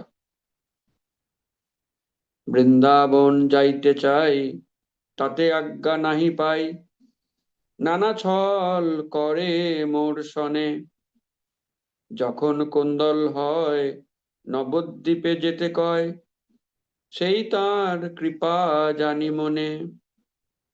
মাতৃ আজ্ঞা ছল করি আছেন বৈকুণ্ঠপুরী, নিজ ধাম ছাড়িয়া এখন। তাতে পাঠায় নিজপুরে, যাহাকে সে কৃপা করে, যেন গোপের গোলক দর্শন।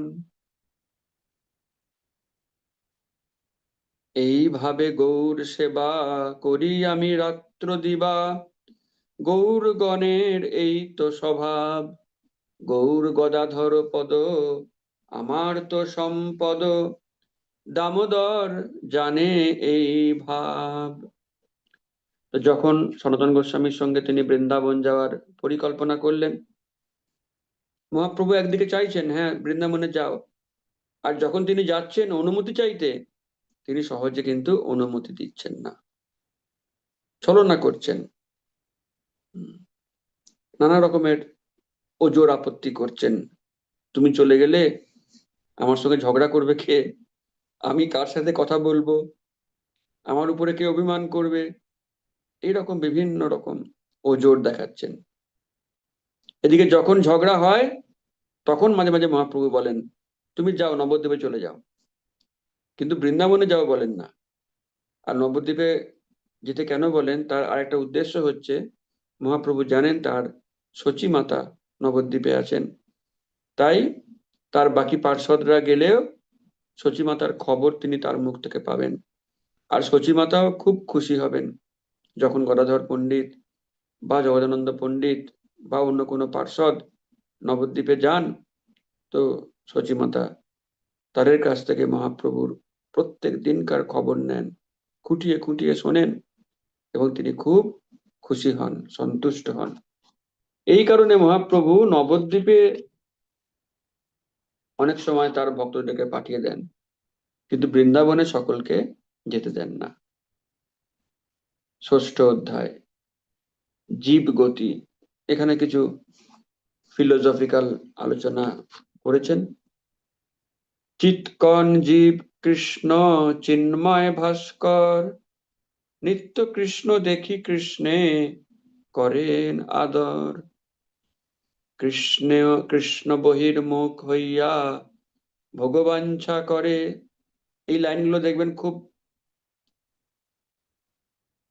পরিচিত লাইন, কারণ বিভিন্ন গৌড়ীয় মঠে আপনি যদি যান, সেই গৌড়ীয় মঠে এই লাইনগুলো দেখবেন অনেক জায়গাতেই দেয়ালে বড় বড় করে লেখা রয়েছে। আপনি যখন ইস্কন মন্দির যান মায়াপুরে, তখন ফেরিঘাট থেকে নেমে যখন যদি আপনি হেঁটে হেঁটে যান, তো দুদিকে অনেক গৌড়ীয় মঠ রয়েছে, এবং সেখানকার দেয়ালেও দেখবেন এরকম অনেক সুন্দর সুন্দর কোটেশন দেওয়া রয়েছে। আর যারা যারা এই গ্রন্থটি পড়ে ভাবছেন যে এই বইটি আমি কিনবো পড়বো, তাদের উদ্দেশ্যে বলি এই বইটি কিন্তু ইস্কনে পাবেন না, এই বইটি গৌড়ীয় মঠেই পাবেন। কেমন? যদি আপনাদের কেনবার ইচ্ছা হয় তো বাগবাজার গৌড়ীয় মঠে পাবেন, বা মায়াপুরে যে গৌড়ীয় মিশন আছে, আহ, যোগপীঠ, সেখানকার বুক স্টলেতেও আপনি পেতে পারেন। তো ছোট্ট বই, কিন্তু প্রত্যেকের সংগ্রহে রাখা দরকার। কৃষ্ণ বহির্মুখ হইয়া ভগবাঞ্ছা করে, নিকটস্থ মায়া তারে জাপটিয়া ধরে। পিশাচি পাইলে যেমন মতিচ্ছন্ন হয়, মায়াগ্রস্ত জীবের হয় সে ভাব উদয়। আমি সিদ্ধ কৃষ্ণ দাস এই কথা ভুলে, মায়ার নফর হইয়া চিরদিন বুলে। কভু রাজা কভু প্রজা, কভু বিপ্র শূদ্র, কভু দুঃখী কভু সুখী, কভু কীট ক্ষুদ্র। কভু স্বর্গে কভু মর্তে, নরকে বা কভু, কভু দেব কভু দৈত্য, কভু দাস প্রভু।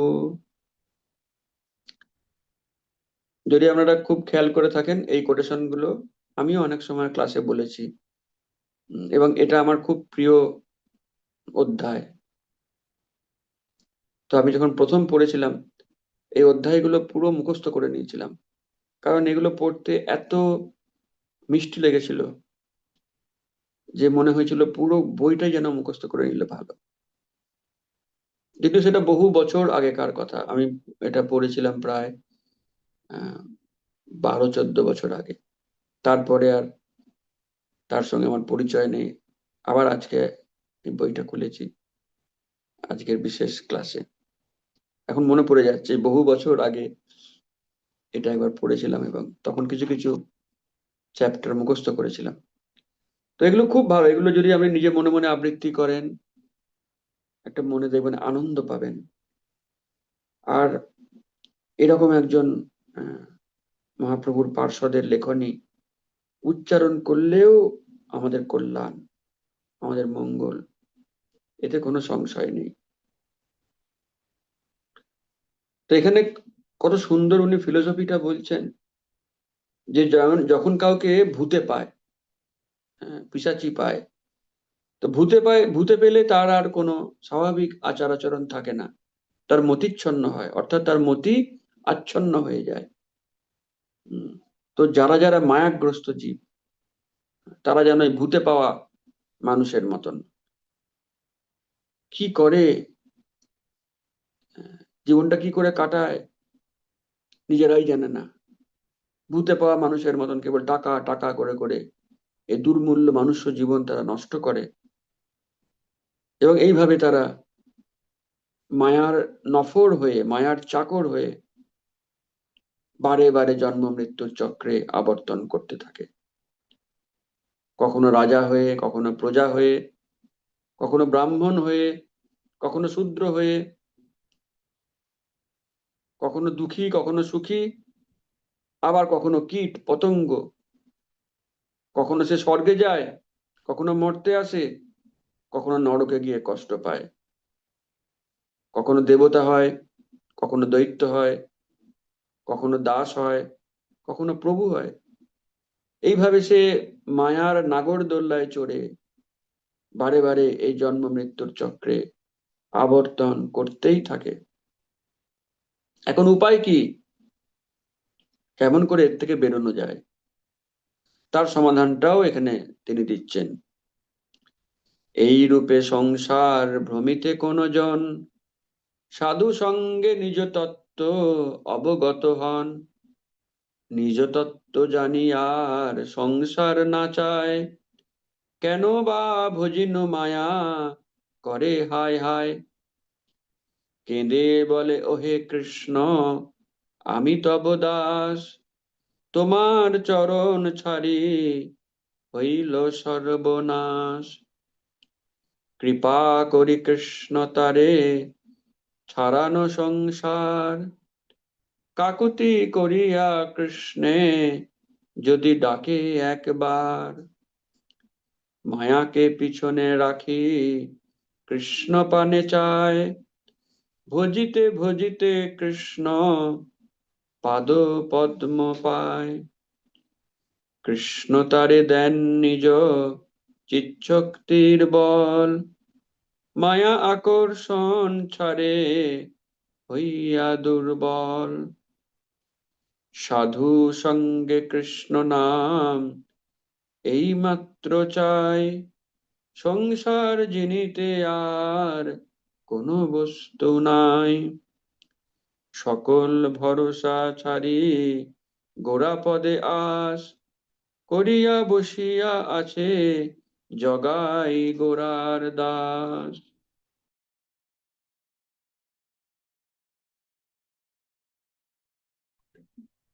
তো তার ডাকনাম জগাই, তাকে মহাপ্রভু সেইভাবেই ডাকতেন।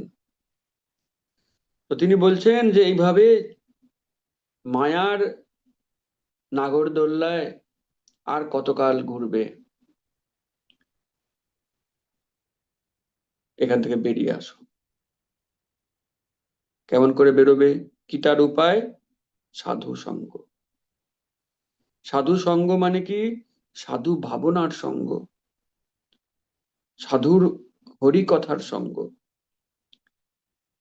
হরিকথা শুনলে সাধু মুখে, তখন আর সে সংসার করতে চাইবে না, বরং সে অনুতাপ করবে, পরিতাপ করবে, হায় হায় আমি জীবনটা কেন নষ্ট করলাম, টাকা টাকা করে ছুটলাম আর আমার অমূল্য সময় নষ্ট হয়ে গেল। তাই এখন নিজের তত্ত্বটা ঠিকঠাক করে জানার পর সে কৃষ্ণের চরণে কেঁদে গিয়ে পড়ে, বলে কৃষ্ণ রক্ষা করো, রক্ষা করো, রক্ষ মাম, রক্ষ মাম। তোমার চরণ ছেড়ে আমার সর্বনাশ হয়ে গেছে, আমি সংসারের জালে আবদ্ধ হয়ে গেছি। তাই সে কাকুতি মিনতি করে কৃষ্ণকে ডাকে। আর কৃষ্ণ তো এটাই চাইছিলেন, যে কবে তার সদ্বুদ্ধি আসবে, কবে তার চেতনা ফিরবে। তাই যখনই সেইভাবে আকুল নয়নে ক্রন্দন করতে করতে কৃষ্ণকে ডাকতে থাকে, তো কৃষ্ণ তৎক্ষণাৎ তার হাতটা বাড়িয়ে দেন এবং তাকে উদ্ধার করেন। আর কৃষ্ণ একবার যখন তাকে কৃপা করেন, তখন তো আর কোনো চিন্তা নেই, মায়া তাকে আকর্ষণ ছেড়ে দেয়। তাই তিনি বলছেন, সাধু সঙ্গে কৃষ্ণ নাম এই মাত্র চাই। সাধু সঙ্গ করো, হরিকথা শোনো, আর কৃষ্ণের নাম নাও। সংসার জিনিতে আর কোনো বস্তু নাই। যদি সংসারকে জয় করতে চাও, আর কিছু প্রয়োজন নেই। অন্য কোনো হঠযোগ, জ্ঞানযোগ, বেদপাঠ, কোনো কিছুর আবশ্যকতা নেই। কেবল সাধুদের সঙ্গে থাকো, ভক্ত সঙ্গে থাকো, আর হরিনামের আশ্রয় নাও। এটাই সর্বসিদ্ধি হবে, এটাই তুমি কৃষ্ণকে পাবে এবং মায়ার হাত থেকেও উদ্ধার লাভ করতে পারবে। এইভাবে তিনি আমাদের সকলের জন্য তার দিব্য মূল্যবান উপদেশ দিয়ে গেছেন। সপ্তম অধ্যায়।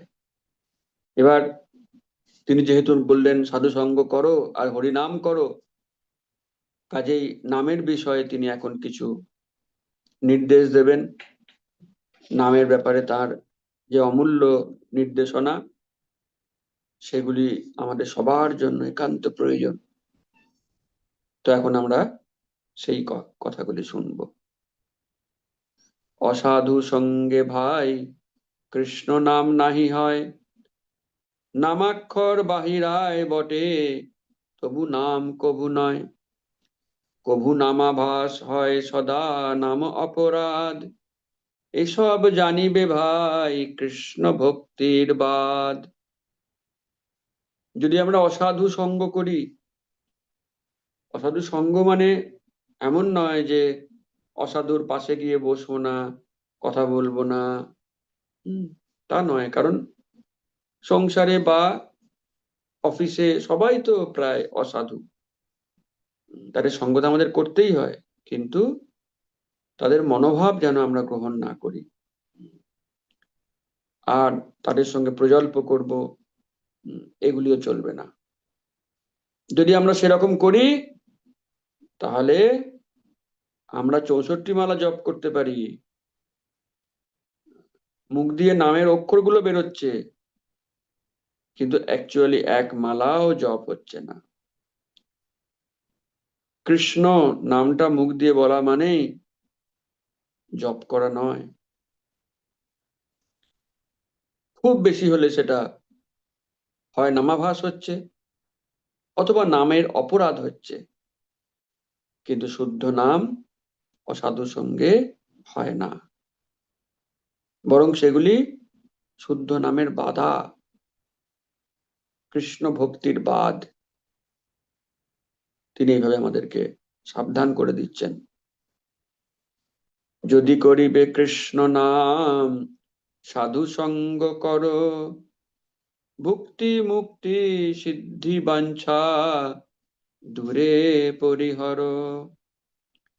দশ অপরাধ তেজ মান অপমান, অনাসক্তে বিষয় ভুঞ্জ, আর লহ কৃষ্ণ নাম।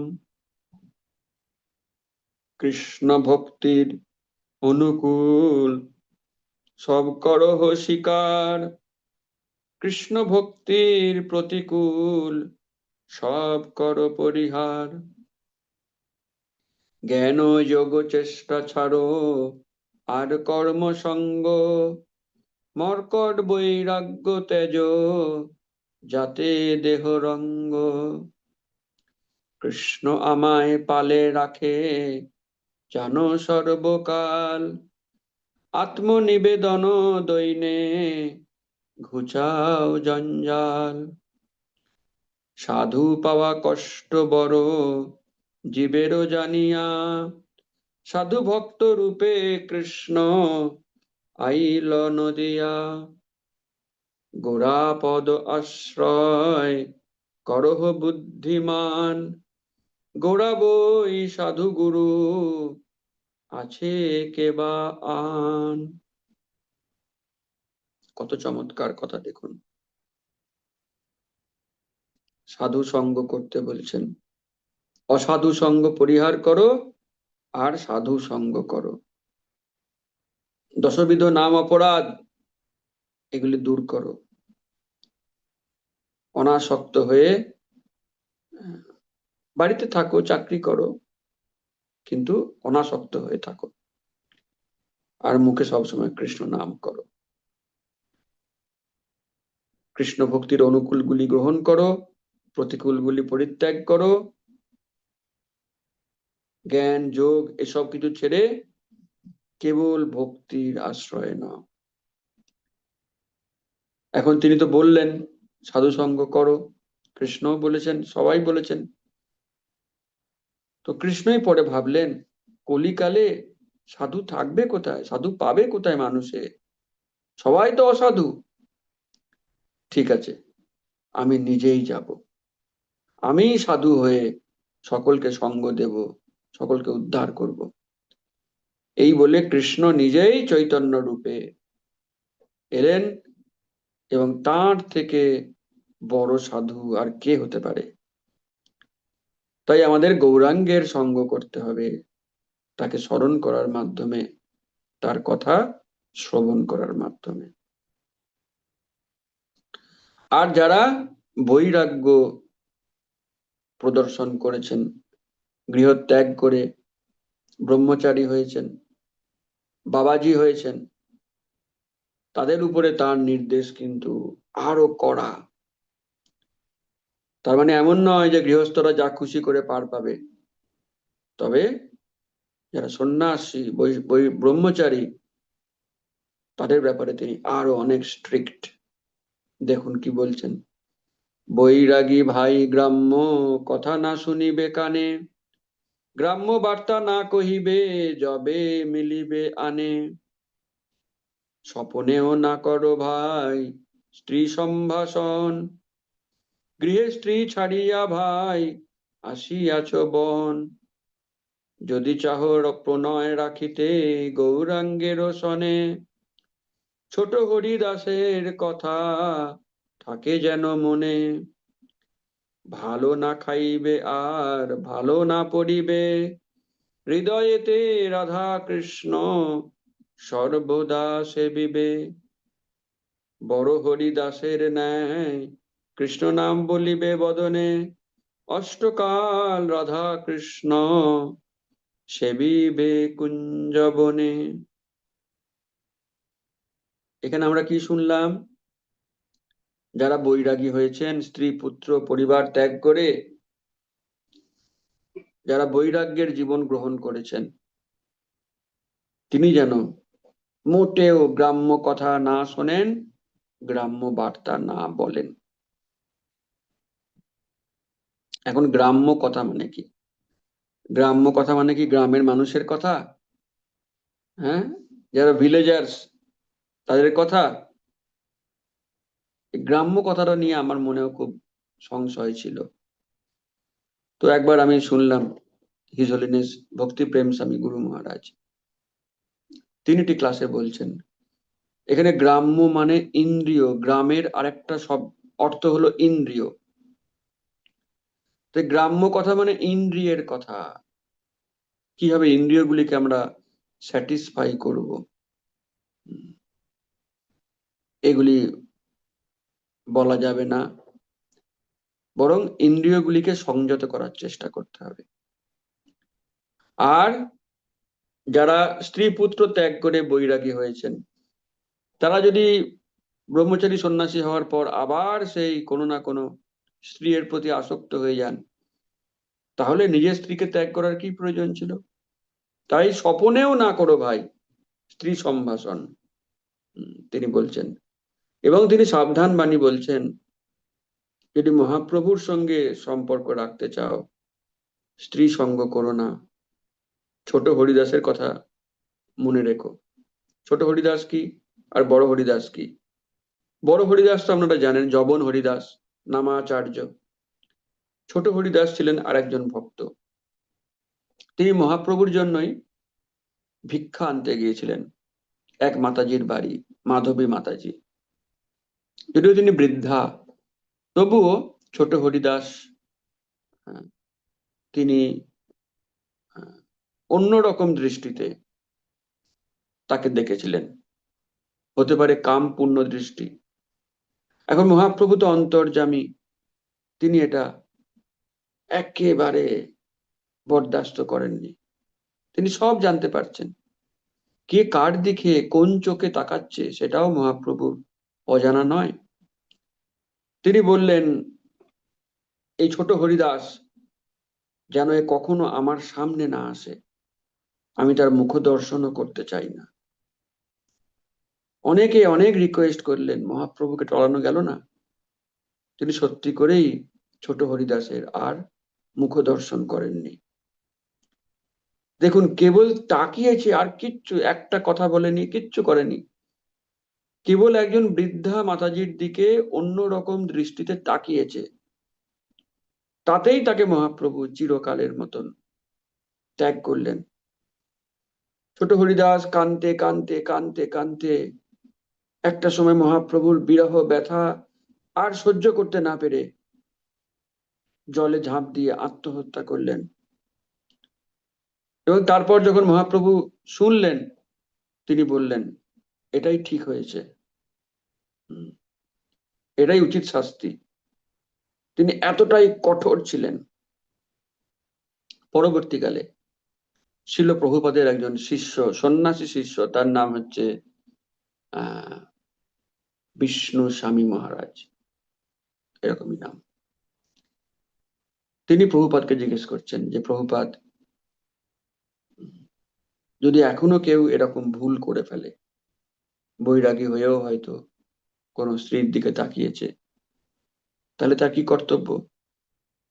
প্রভুপাদ বললেন, সেম, গঙ্গায় ডুবে আত্মহত্যা করা উচিত। প্রভুপাদ এমনি জাস্ট কোশ্চেন আনসার হিসেবে বলেছেন। এদিকে সেই মহারাজ, তার হয়তো কোনো মনে অনুতাপ ছিল কোনো কারণে, তিনি গঙ্গায় গেছেন নৌকা করে, অনেক পাথর নিয়ে গেছেন, আর সেই বড় বড় ভারী পাথর নিজের শরীরে বেঁধে তিনি গঙ্গায় ডুবে পড়েছেন। মনে হয় তিনি সাঁতার জানতেন। এখন যিনি সাঁতার জানেন তার পক্ষে তো জলে ডুবে আত্মহত্যা করা খুব কঠিন। তাই তিনি ভারী পাথর নিয়ে গিয়ে নিজের শরীরে বেঁধেছেন, এবং তারপর যখন তিনি নৌকা থেকে ঝাঁপ দিয়েছেন, সেই পাথরগুলি তাকে জলের তলায় টেনে নিয়ে চলে গেছে, এবং সেইভাবে তিনি প্রাণ ত্যাগ করেছেন। আর নৌকার যারা ছিলেন বাকিরা, তাদেরকে বলেছিলেন, তোমরা সবাই মিলে হরিনাম কীর্তন করো। হরিনাম শুনতে শুনতে তিনি দেহত্যাগ করেছেন। এবং প্রভুপাদ যখন শুনলেন, তখন প্রভুপাদ বুঝতে পারলেন তাকে যে প্রশ্নটা করেছিলেন, কি কারণে করেছিলেন। তখন প্রভুপাদও কিন্তু খুব কেঁদেছিলেন এবং বলছিলেন যে, তোমার এটা করার দরকার ছিল না, আমি তোমার জন্য তো বলিনি। হ্যাঁ, তুমি আমার অনেক বড় প্রচারক ছিলে, তোমার প্রতি কত ভরসা করতাম, তুমি এভাবে আত্মহত্যা কেন করতে গেলে? তো যাই হোক, এরকম অনেক কাহিনী আছে। তো আমাদেরকে খুব সাবধান থাকতে হবে। গৃহস্থ বৈরাগী দুহে বলে গোরা রায়, দেখো ভাই নাম বিনা যেন দিন নাহি যায়। বহু অঙ্গ সাধনে ভাই নাহি প্রয়োজন, কৃষ্ণ নামাশ্রয়ে শুদ্ধ করহ জীবন। বদ্ধ জীবে কৃপা করি কৃষ্ণ হইল নাম, কলি জীবে দয়া করি কৃষ্ণ হইল গৌরধাম। একান্ত সরল ভাবে ভজ গৌরজন, তবে তো পাইবে ভাই শ্রীকৃষ্ণ চরণ। এখন কি গৃহস্থ আর কি বৈরাগী, সবার জন্য কমন ইনস্ট্রাকশন, যেন একটা দিন এমন না যায় যেদিন আমরা নাম করলাম না। তবে ইসকনের ভক্তদের ক্ষেত্রে এটা না বললেও চলবে, কারণ ইসকন ভক্তদেরকে তো নাম প্রত্যেক দিন করতেই হয়। শুধু নাম নয়, 16 মালা নাম করতে হয়। একান্ত সরল ভাবে ভজ গৌরজন। সরলতা মানে কি? মুখে এক আর মনে এক, একে বলে কপটতা। মনে ভাবছি একরকম, কিন্তু মুখে সেটা প্রকাশ করছি না, এটা কপটতা। যদি কেউ এরকম কপট হয় আর মনে করে আমি খুব বুদ্ধিমান, হ্যাঁ আমি মনের ভাব গোপন রেখে বাইরে অন্য অভিনয় করছি, তার প্রতি বক্তব্য, আপনি অনেক বুদ্ধিমান হতে পারেন, কৃষ্ণর থেকে বেশি বুদ্ধিমান নন, মহাপ্রভুর থেকেও বেশি বুদ্ধিমান আপনি নন। তাই আপনার কপটতা মহাপ্রভু ধরে ফেলছেন এবং আপনি তার আশীর্বাদ থেকে বঞ্চিত হচ্ছেন। আমাদের সরল হতে হবে, যা ভাববো ওইটাই বলবো। কোন রকম আলাদা করে পলিটিক্স করব না। সরল হলে তবেই মহাপ্রভুর কৃপা লাভ করবে। গৌরজন সঙ্গ করো গৌরাঙ্গ বলিয়া, হরে কৃষ্ণ নাম বলো নাচিয়া নাচিয়া। অচিরে পাইবে ভাই নাম প্রেম ধন, যাহা বিলাইতে প্রভুর নদে আগমন। প্রভুর কুন্দলে জগন কেঁদে কেঁদে বলে, নাম ভজ নাম গাও ভকত সকলে। তিনি বলছেন যে এইভাবে গৌরাঙ্গ হা গৌরাঙ্গ হা গৌরাঙ্গ বলে গৌর ভক্তদের সঙ্গ করো, নেচে নেচে হরে কৃষ্ণ বলো, তাহলে অচিরেই তুমি নাম প্রেম লাভ করবে। এবং এখানে তিনি নিজের ব্যাপারে লিখছেন কুন্দলে জগন। ওই যে মহাপ্রভু ডাকতেন, হ্যাঁ কোন্দল করতেন, ঝগড়া করতেন বলে কুন্দলে জগা কুন্দলে জগন বলে ডাকতেন। তিনি এখানে নিজেই বলছেন প্রভুর কুন্দলে জগন কেঁদে কেঁদে বলে, আমি সেই মহাপ্রভুরই কুন্দলে জগন, এখন আমি কেঁদে কেঁদে বলছি নাম ভজ নাম গাও ভকত সকলে। দেখুন যারা মহান হন তারা নিজের ব্যাপারে জাহির করেন না, বরং যদি গুরুদেব কখনো তাকে বকেন, তিরস্কার করেন, ভৎসনা করেন, তিনি সেইটাকেই বারে বারে সবার কাছে বলেন।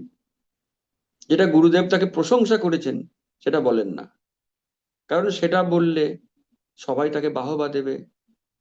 এটি হচ্ছে এক প্রকার প্রতিষ্ঠা কামনা। যদি আমরা সবাইকে বলি জানো আমাকে অমুক জন এই বলেছে, তমুক জন ওই বলেছে, অ্যাপ্রিসিয়েট করেছে, কত বাহবা দিয়েছে, সেগুলো বলছি মানে আমি প্রতিষ্ঠা চাইছি, তোমরাও আমার নামে জয়ধ্বনি করো, তোমরাও আমাকে বাহবা দাও, হাততালি দাও, এটি হচ্ছে প্রতিষ্ঠার কামনা।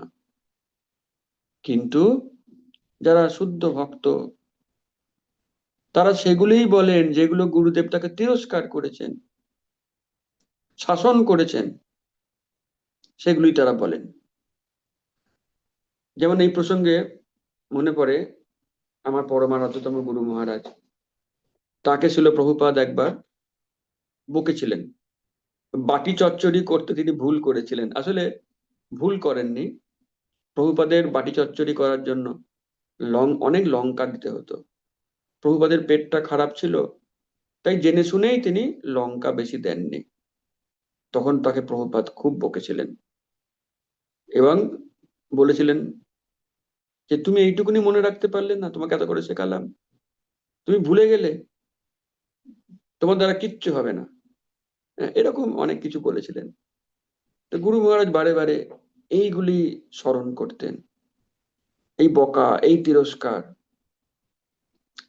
দেখুন এখানেও তাকে যে কুন্দলে জগা বলে ডাকতেন।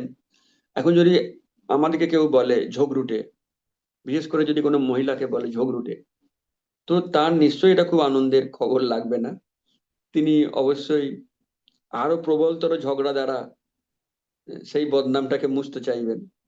কিন্তু জগদানন্দ পণ্ডিত এই মহাপ্রভুর বলা ঝগড়ুটে এই অ্যাডজেক্টিভটাকেই তিনি বারে বারে তার বইয়েতে লিখছেন, কুন্দলে জগন। তো এর থেকে বুঝতে পারা যায় তিনি কত সরল। কেউ হাততালি দিল না কি করলো তার যায় আসে না। তিনি কেবল মহাপ্রভুকে স্মরণ করে তার ডাকা অ্যাডজেক্টিভ গুলোকেই বারে বারে লিখছেন। অষ্টম অধ্যায় আমরা অলরেডি 6টা অধ্যায় পেরিয়ে এলাম এই অল্প সময়ে। তো আজকে সারা রাত জাগলে এই বইটা যদি আমরা আলোচনা করতাম, হয়তো শেষ হতে পারতো, জানি না, শিওর নই। যাই হোক, মহাপ্রভুর ইচ্ছা হয়তো আলাদা। পরে আমরা সময় পেলে এই বইটা নিয়ে আলোচনা আবার করতে পারি। এখন অনেক সংক্ষেপিত করছি, এটাকে আরো বিশদে বলা যায়। দেখা যাক। গোড়া ভজ, গোড়া ভজ, গোড়া ভজ ভাই, গোড়া বিনা এ জগতে গুরু আর নাই। যদি ভজিবে গোড়া, সরল কর নিজ মন, কুটিনাটি ছাড়ি ভজ গোড়ার চরণ। মনের কথা গোড়া জানে, ফাঁকি কেমনে দিবে, সরল হলে গোড়ার শিক্ষা বুঝিয়া লইবে। আনের মন রাখিতে গিয়া আপনাকে দিবে ফাঁকি, মনের কথা জানে গোরা কেমনে হৃদয়ে ঢাকি। গোরা বলে আমার মতো করহ চরিত, আমার আজ্ঞা পালন করো চাহ যদি হিত। বারবার বলছেন সরল হও, সরল হও। এখন কোনো কোনো ব্যক্তি জন্ম থেকেই সরল, বাই নেচার। আর কারোর কারোর মধ্যে একটু মনের মধ্যে একটু প্যাঁচ রয়েছে, জিলিপির প্যাঁচ বা জটিল ভাব রয়েছে। তারা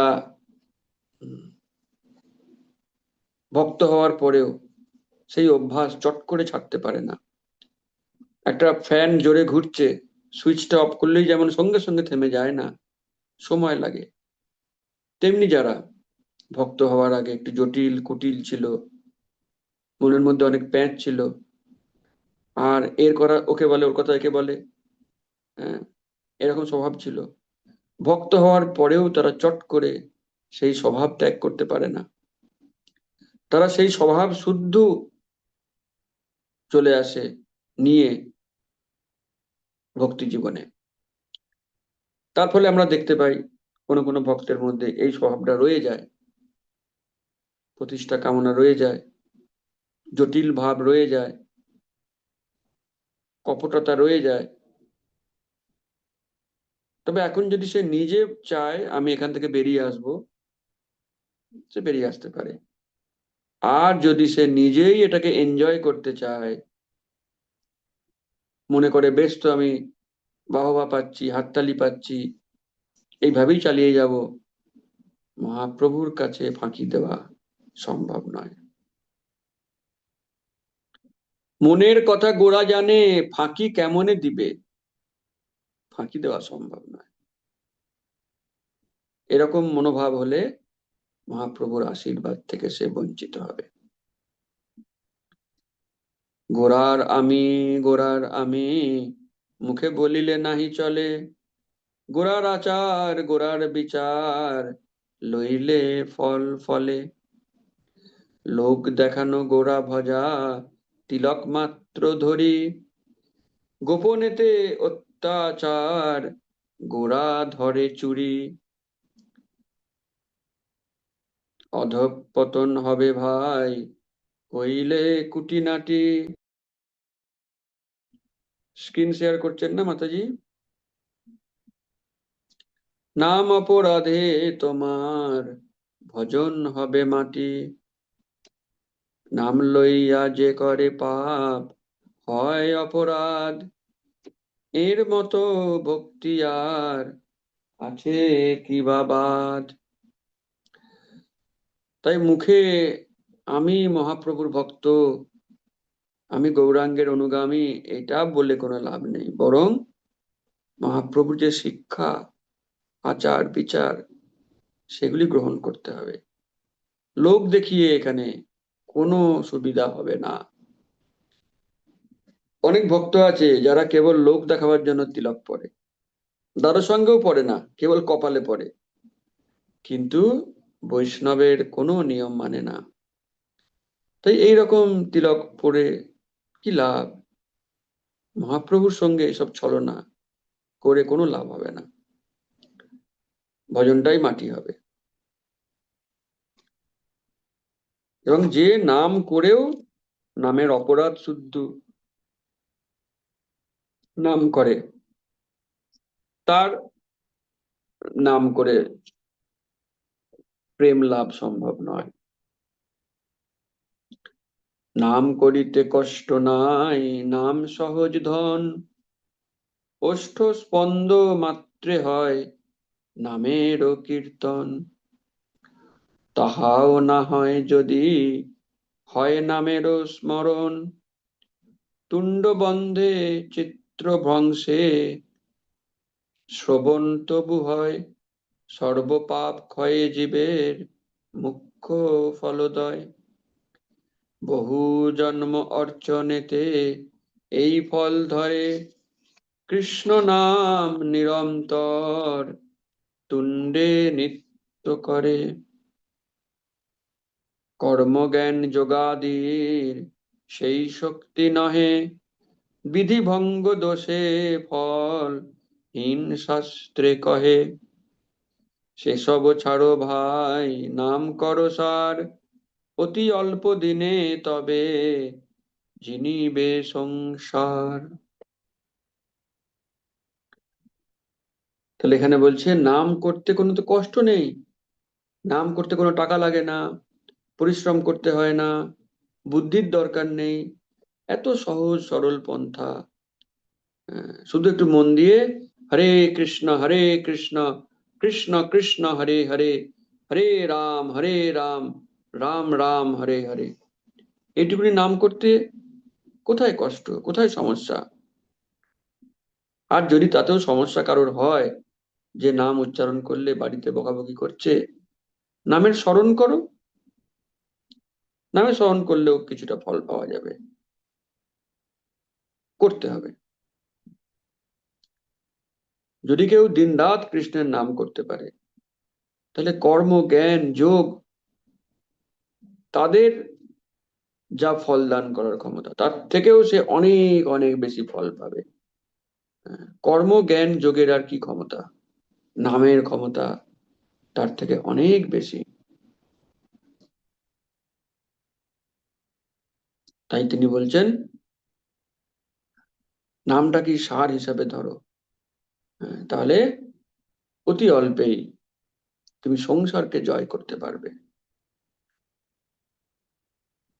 এরপরে কৃষ্ণ কবি কর্ণপুরের ব্যাপারে তিনি বলছেন, ধন্য কবি কর্ণপুর স্বগ্রাম নিবাসী, নামের মহিমা কিছু রাখিল প্রকাশী। গৌর যারে কৃপা করে বিশ্বে সেই ধন্য, সপ্তবর্ষ বয়সে কইল মহাকবি মান্য, ধন্য শিবানন্দ কবি কর্ণপুর পিতা, মোরে বাল্যে শিখাইলে ভগবত গীতা। নদিয়া লইয়া মোরে রাখে প্রভু পদে, শিবানন্দ ত্রাতা মোর সম্পদে বিপদে। তার ঘরে ভোগ ভোগ রান্ধি পাক শিক্ষা হইল, ভালো পাক করি শ্রী গৌরাঙ্গ সেবা কইল। জগাই বলে সাধু সঙ্গে দিন যায় যার, সেই মাত্র নামাশয় করে নিরন্তর। আমরা আদিলীলায় পড়েছি, নিশ্চয়ই মনে আছে, শিবানন্দ সেনের 3 পুত্র, একজন কবি কর্ণপুর। সেই কবি কর্ণপুর তিনি নামের মহিমা তার গ্রন্থের মাধ্যমে প্রকাশ করেছেন। আর এই শিবানন্দ সেন এর কথাও আপনারা শুনেছেন, যখন গৌর ভক্তেরা 1 মাস ধরে হেঁটে হেঁটে জগন্নাথ পুরী যেতেন, শিবানন্দ সেন তাদেরকে গাইড করে নিয়ে যেতেন। শুধু তাই নয়, তারা জগন্নাথ পুরীতে পৌঁছে কে কোথায় থাকবে, অ্যাকোমোডেশন, তিনি সেগুলি শিবানন্দ সেন দেখতেন। কে প্রসাদ কোথায় পাবে, ফুডিং লজিং সব তিনি দেখতেন।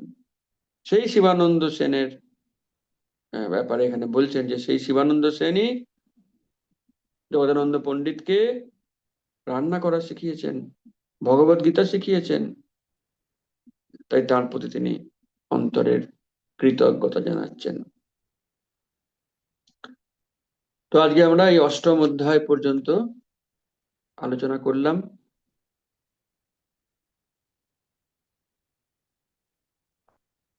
কেমন লাগছে বলুন? শ্রী শ্রী প্রেম বিবর্ত।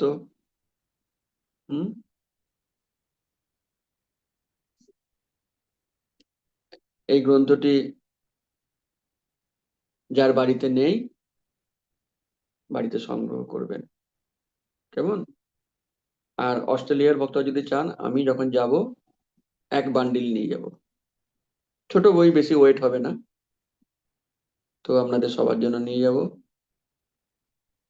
এটি পড়বেন, খুব ভালো লাগবে। ওকে।